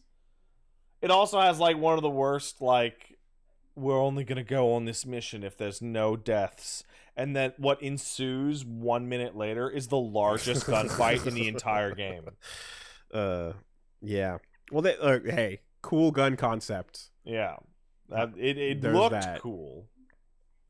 And then alongside that, we got well, apparently today there's supposed to be a trailer for Deadpool and Wolverine. There was a little teaser that dropped yesterday. Are they gonna kiss? It's basically like the sad parts from Logan. Yeah. And then while the sad parts from Logan are playing, Deadpool is just talking stupid shit and going, "Come team up with your old buddy, Wade. Come on." And Wolverine's being angsty and just being like, "Let me fucking shut up, let me die." And then I'm so old, I don't want to come back. He doesn't want to come back and do the movie, but it's like, nah, shut up, come back and do it though. And not only do you have to come back and do it, you got to put on the big dumb yellow outfit. Oh, I did the whole fucking run without putting on the fucking yellow outfit. Do I really have to? Out of retirement, put it on. So yeah, I'm down to see where that goes. And I guess technically, even though it's continuing those franchises, it's under the new banner, right? Well, it's a direct sequel to Loki.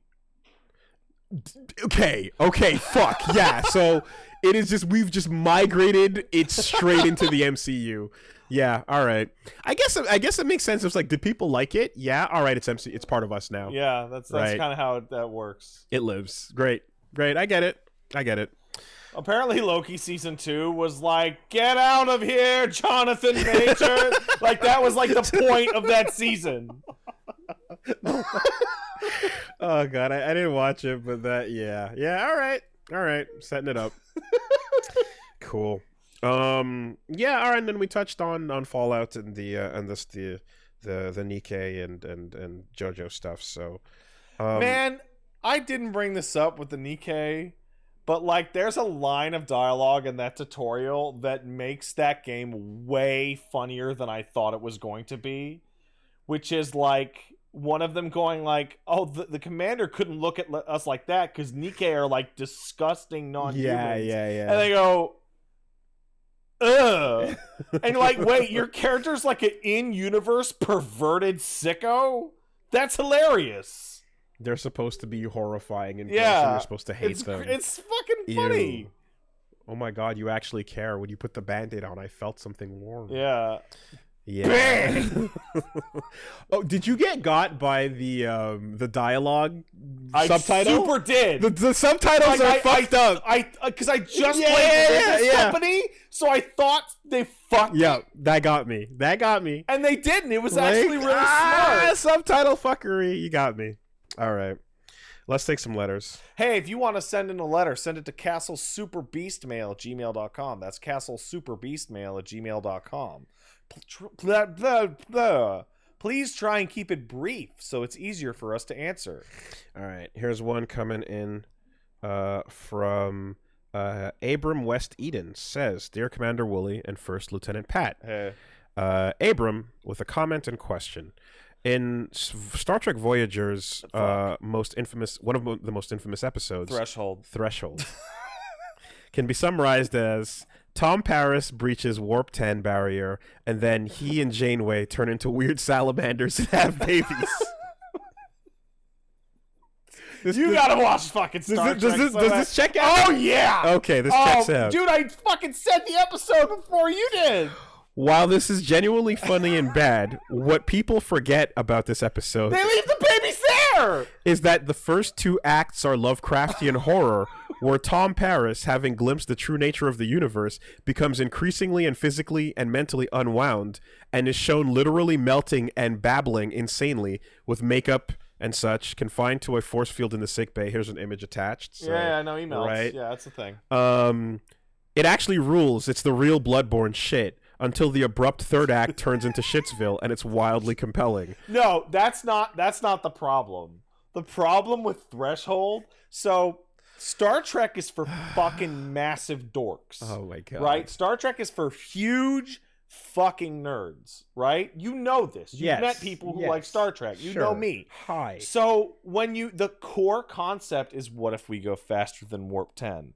And people who have watched Star Trek have watched like 200 episodes where people go faster than Warp 10. Right, okay. So the whole fucking concept just completely fails right off because you go, well, nothing. We've already done this. in multiple. Yeah. Okay.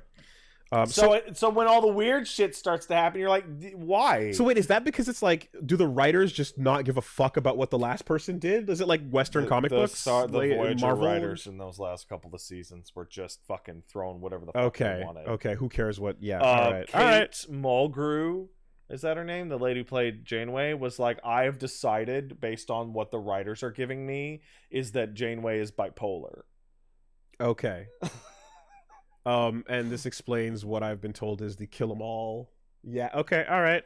The other thing, and this is like one of my favorites. So there's like, did I tell you about fucking Chakotay on fucking Voyager? I don't remember the name. Okay, Chakotay is the Native American first officer. Okay. Right, and so he gets, because he's the first officer, that means he's like secondary main character. Okay. He gets backstory episodes, which, because he's Native, means he's gonna get visions and shit.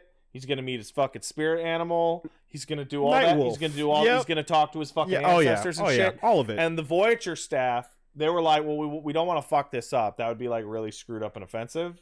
So we're gonna hire like a Native American consultant, right? And they hire him, and he's like, oh, you do this, and you do this, and you do this. And the episodes start to come out, and natives are like, what the fuck is this fucking bullshit?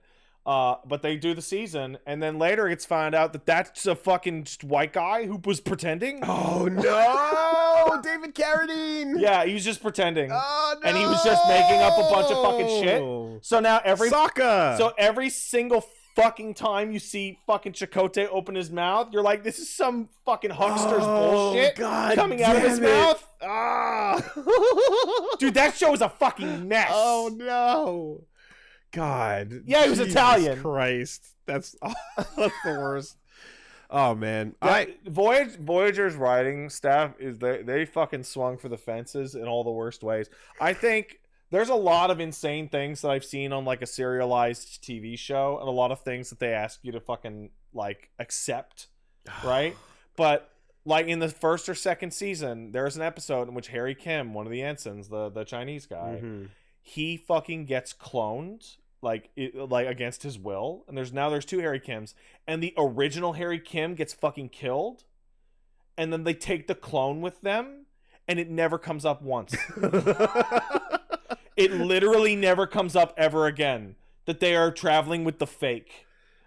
So isn't that just a different version of the Jonathan Frakes fucking what's his name? Yeah, but that one the transporter nonsense is like they doubled them. Yeah, okay. So God, all right. Oh, Voyager's so fucking awesome. It's the shittiest fucking thing ever. As you're talking about the whole like native spirit thing or whatever, so actually it's just one of the things that does that in a really cool way is in the comic Saga, there's this native spirit that is basically like this kid that is an orphan in this war that gets bombed and killed and is a ghost now. Got it. And like because they're a ghost, they're like stuck like protecting the land because all of their ancestral spirits are supposed to be land. And she's like, this fucking sucks. I hate this. I don't want to be stuck here. I don't want to protect anything. I never got to leave the planet. I don't care about any of this. But just because this is where I'm from and I have to do this, I have to guard this stupid fucking forest.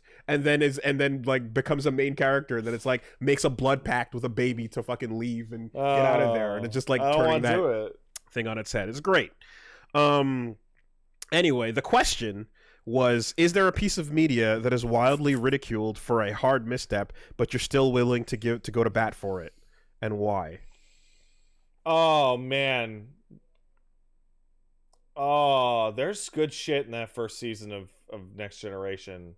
But there's also, like, the planet of the violent black people. No, there isn't.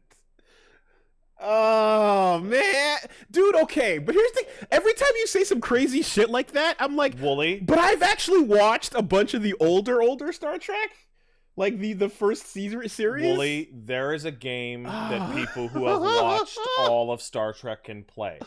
Here's the game. I played it with Paige. I played it with other friends. You go, you probably won't believe this, but, and you talk to your other friend who watched Star Trek. Do you remember that time? And then you say the most out-of-pocket shit you can think of. And Paige or whoever has not watched Star Trek, or you in this case, goes, fuck you. That's bullshit. That's not real. And the trick is that it's always real. It's the realest it's it ever is been. Always real. Oh my god. Okay. Dumb shit that everyone rightfully makes fun of, but still willing to go to bat for it.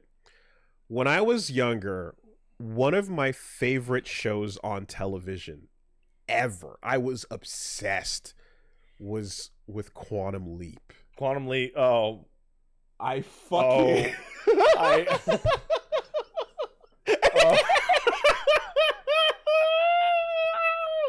I know.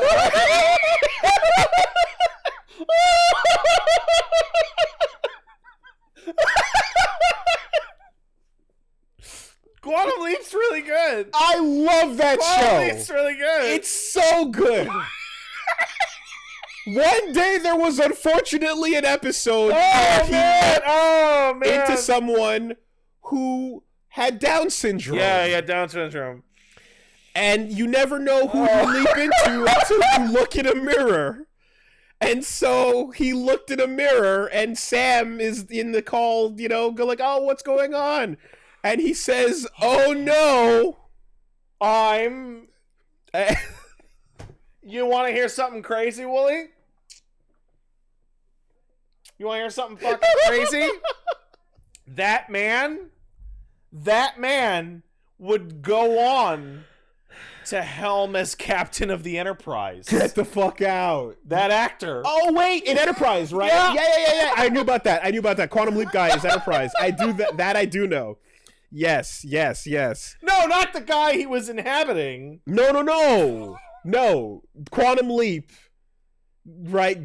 Quantum Leap guy went on. Scott Bakula went on to be the captain in Enterprise. Yes, that I do. I did hear about that. I fucking loved Quantum Leap, and we got that on the Sci-Fi Channel in Grenada back in the day too. And it was fun to watch. I really enjoyed it, and I don't remember that episode, but the internet sure did.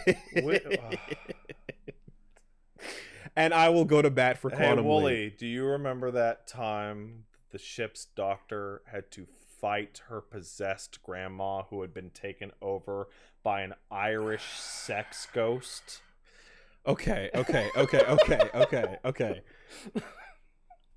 We can play a game here. Yeah.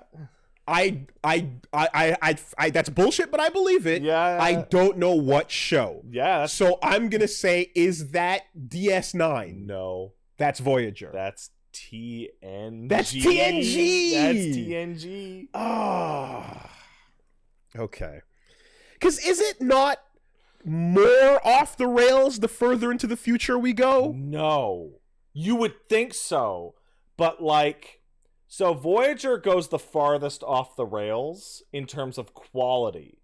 In terms of like, oh, this is off the rails, but it's bad. Okay. They all go to the stupidest fucking places. Like, I could say, hey, do you remember that time Worf got infected by a virus, and when they looked in his mouth, he shot acid all over everyone's faces and tried to get everyone pregnant? You'd be like, well, Worf is only on TNG or Deep Space Nine, but which one is it? Oh, God. Okay. All right. Yeah. It's TNG. It's all right. It is the fact that the entire quality television program, Quantum Leap, has been distilled into one scene, and that's only thing that matters. You know why that is? Because Quantum Leap didn't end. No, he never left. That's why. He never left home. It just ended, and the show never continued. And I always wondered, is he gonna leap home finally? There was one where he did, but then had to fake leave again, or it was almost home, but something. No, there was one where he leapt home, but he wasn't in his own body. Oh, it's bullshit. Yeah. He wasn't in his own body. Right. That's what it was. Fucked up. It was horrifying. Did you ever watch Sliders? Did Sliders get home? I don't know. I don't know if I was about to ask if Sliders ever got home. Paige were talking about that Sliders episode where they get home And they're like, this is amazing. We're finally back home. And their family's like, oh, it was so crazy that you guys leapt into the slider machine. And then they're in a bar and they look at the fucking wall and the Golden Gate Bridge is blue. And they're like, no, we're just in an incredibly similar timeline, parallel that we left. And like some of them decide to stay. And they're like, fuck it. Good enough. Okay, I could never watch Sliders because it was only airing on Friday nights, and that's when it was the Sabbath. Yeah, well. But I remember the font. I remember that fucking. I remember that font though. Oh my God! Gimli's all right. in that show. Oh yeah. Yeah. John some Davies. He played the professor. Oh, Davey. Yeah. Davies. What's his fucking name? Is it T Davies or TD Davies? Someone in the chat help me. Yes. With the doctor. John Rhys Davies. Sure. Yes, I do recall. Yeah, that. That show has one of my favorite lines of dialogue mocking the British. It's like, do you know why the sun never sets on the British Empire? Because God doesn't trust the British in the dark. Not bad. All right. Here we go. We got one from Dylan from Vancouver says, greetings Chewy and Fuckface. Hey. What is the hardest piece of media intended for a child audience? I don't know why, but the OG Space Jam decided to bring in Busta Rhymes, Coolio, LL Cool J, and Method Man for the Monstars anthem, but damn, did it go hard. Okay, that is the correct answer. So when they say hard, like, I misinterpreted what they were saying. So, like, my brain went to Bluey. The dog. Bluey goes hard? They recently did an episode in which, like, Bluey's mom, her sister, had to explain how much she likes hanging out with the kids because she can't have kids of her own. And this is for the fucking children to understand that some people just can't have children, and it's like vicious. Yeah. Okay, it's so depressing. No, if there's like a very special episode, then we can bring that. You can go there. I mean, Mr. Rogers, right, with the one where he's just like, I'm going to sit here next to my black friend, and we're going to chill, and it's not going to be a problem as we whatever, put our feet in the water or whatever, you know. And the kids are like, yay, okay, and then their parents were like, that's crazy. that's bananas. Holy shit. Yeah. Over the Garden Wall was a kids show that was kind of fucking that went. I'm not familiar with Over the Garden Wall. It was God damn it, was it Frodo or Harry Potter? I want to say it was Frodo voicing. Oh, the actors, Jesus. Yeah. Because, dude, they're I can't tell the difference between. Have you seen the GIF of their faces of the Radcliffe and the? It's insanity. The Wood Radcliffe. There is a weird, creepy GIF of their faces just morphing into each other, and it is like one pixel changes. Yeah, and that's all that it is. I remember seeing a green text about this, about the idea should be that there should be a movie in which Daniel Radcliffe and Elijah Wood want to kill each other, but Daniel Radcliffe plays Elijah Wood and Elijah Wood plays Daniel Radcliffe. Oh my god.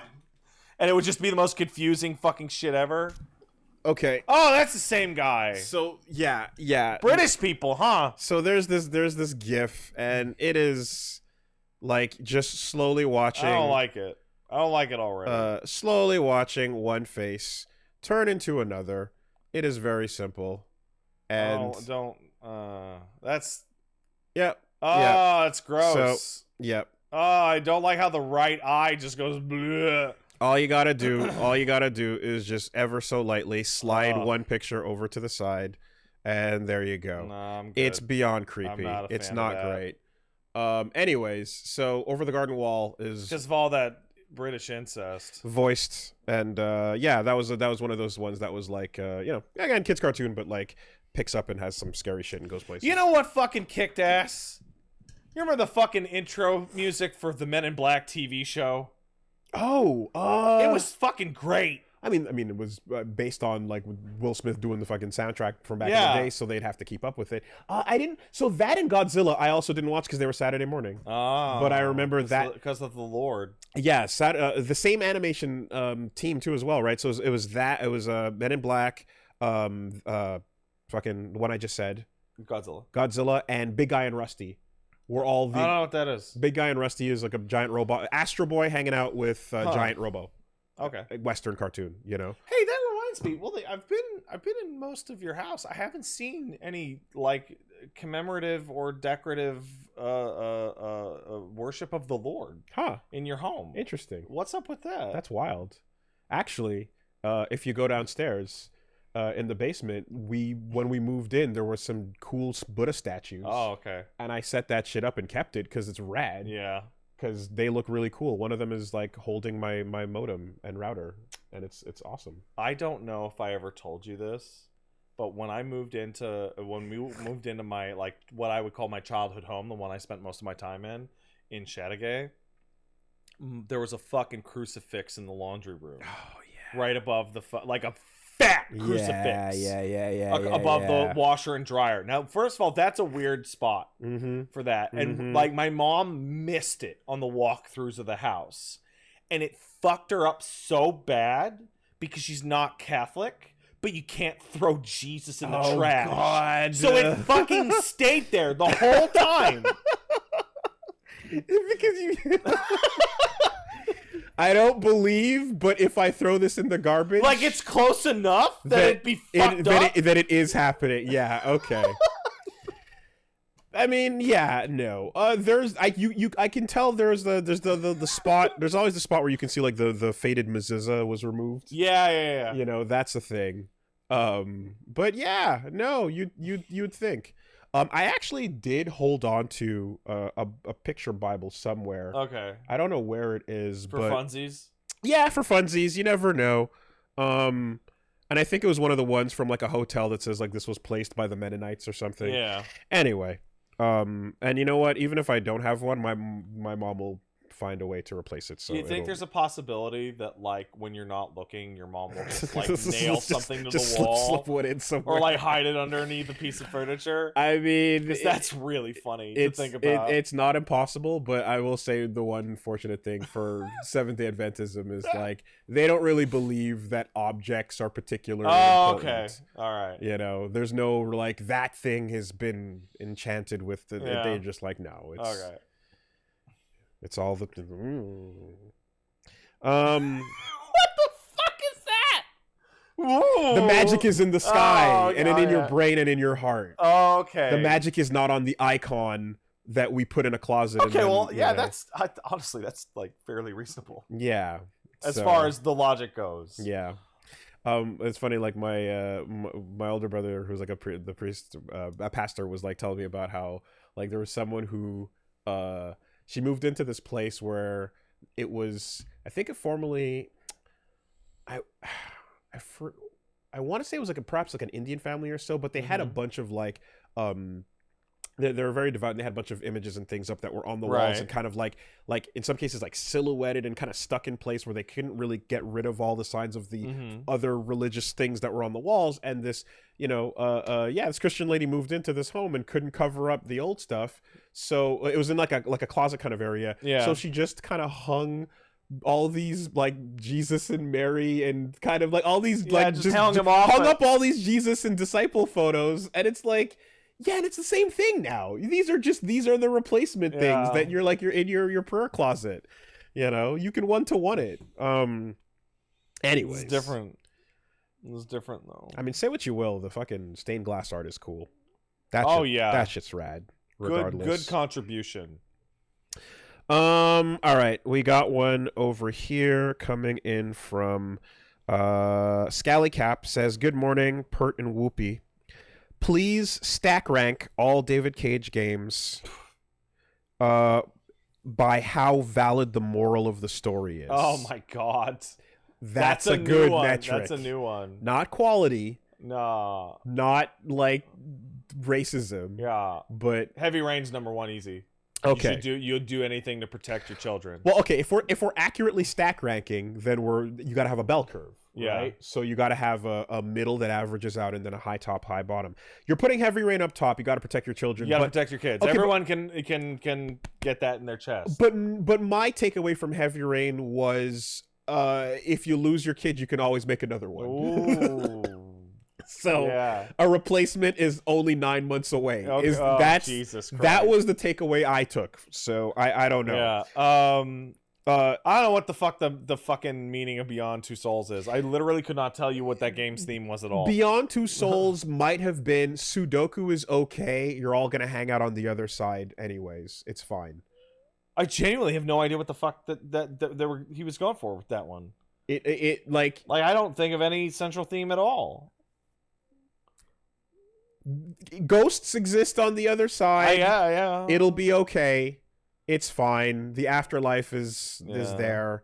But then again, Eat your twin, you'll get stand powers. But then so are the mysterious natives. Yeah. Detroit, like, racism's bad. Racism bad. Robot racism really bad. Yeah. But also, you know what thing pops into my fucking mind stronger than almost anything in the whole Detroit? Like, we did 2 Detroit playthroughs. Yeah. And what pops into my mind is that newspaper that's like unemployment 40% or something crazy like that. And then the other thing when we went to the sex robot strip club, and it's like fucking $25 an hour in like 2060 for the robot. And we were just like, society is over. Like, there's nothing, there's no coming back from this. My takeaway from Detroit is when it all goes to shit, you gotta go north to Canada. And dude, that wasn't even consistent in its own story. That's true. That's true, and it depended on which. Because they're outlawed in Canada. They would be destroyed upon being found. Okay, well, I was avoiding the other moral of the story, but if we're gonna hit on it, it's if I buy a fake wife and child, that's right. You can't tell me what to do. You don't pay my sub. I can beat them as hard as I want. You don't pay my sub. Hey, listen. I can do whatever I want with my fake robot wife and kid. Listen, no, you know what the fucking moral of the goddamn story is? The moral of the story is just because you're watching a TV show or a movie or a video game and you're like, this character sucks and their actor is shit. When you're watching Neil Kaminsky, whatever the fuck the guy is that invented the robots. Sure. Who is played by Neil Astarian. That doesn't mean that actor isn't actually incredible at their fucking job. I can't remember his fucking last name. My brain's calling him Neil Astarian. I don't know, but yes. Astarian, yes, sure. What the fuck is his name?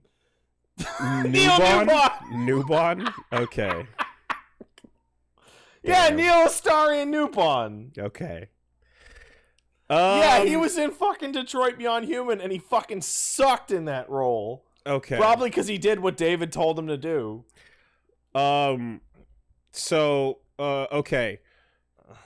Indigo Prophecy. I don't The know. moral was autism will save the future. The noble homeless can be trusted. Yeah. Autism will save the future, but mental illness will zombie you. Yeah, that's right. Yeah. And in general, anything that comes from a vaguely just kind of pagan, native, ethnic, weird anything that's just too out there that's not here is kind of a threat. The Illuminati is fucking with everything that's not from around here. And Indigo Prophecy's fucking true theme is that it's never too late in your story to introduce a surprise villain that hasn't been set up. It's never too late. And the surprise villain is some form or another of the other. It's always the other. Aztecs are throwing down. That's cool. Yeah. So and the theme of Omicron is believe in your dreams. Don't let your massive failures get in your way. Okay. Just because you're fucking shit at your job and you make garbage doesn't mean you can't trick people into thinking you're actually good. My moral of Omicron is I can fuck your wife better than you can, and I'll do it with your dick. It's really interesting when you think about how he fucked that dude's wife with that guy's dick. Like, when you think about it. Oh, I'll do a better job, crazy. And I'll do it with your dick. You can't even call John's on your own body. Oh my god. We'll see you next week. Have a good week, everybody. Bye-bye. Bye-bye.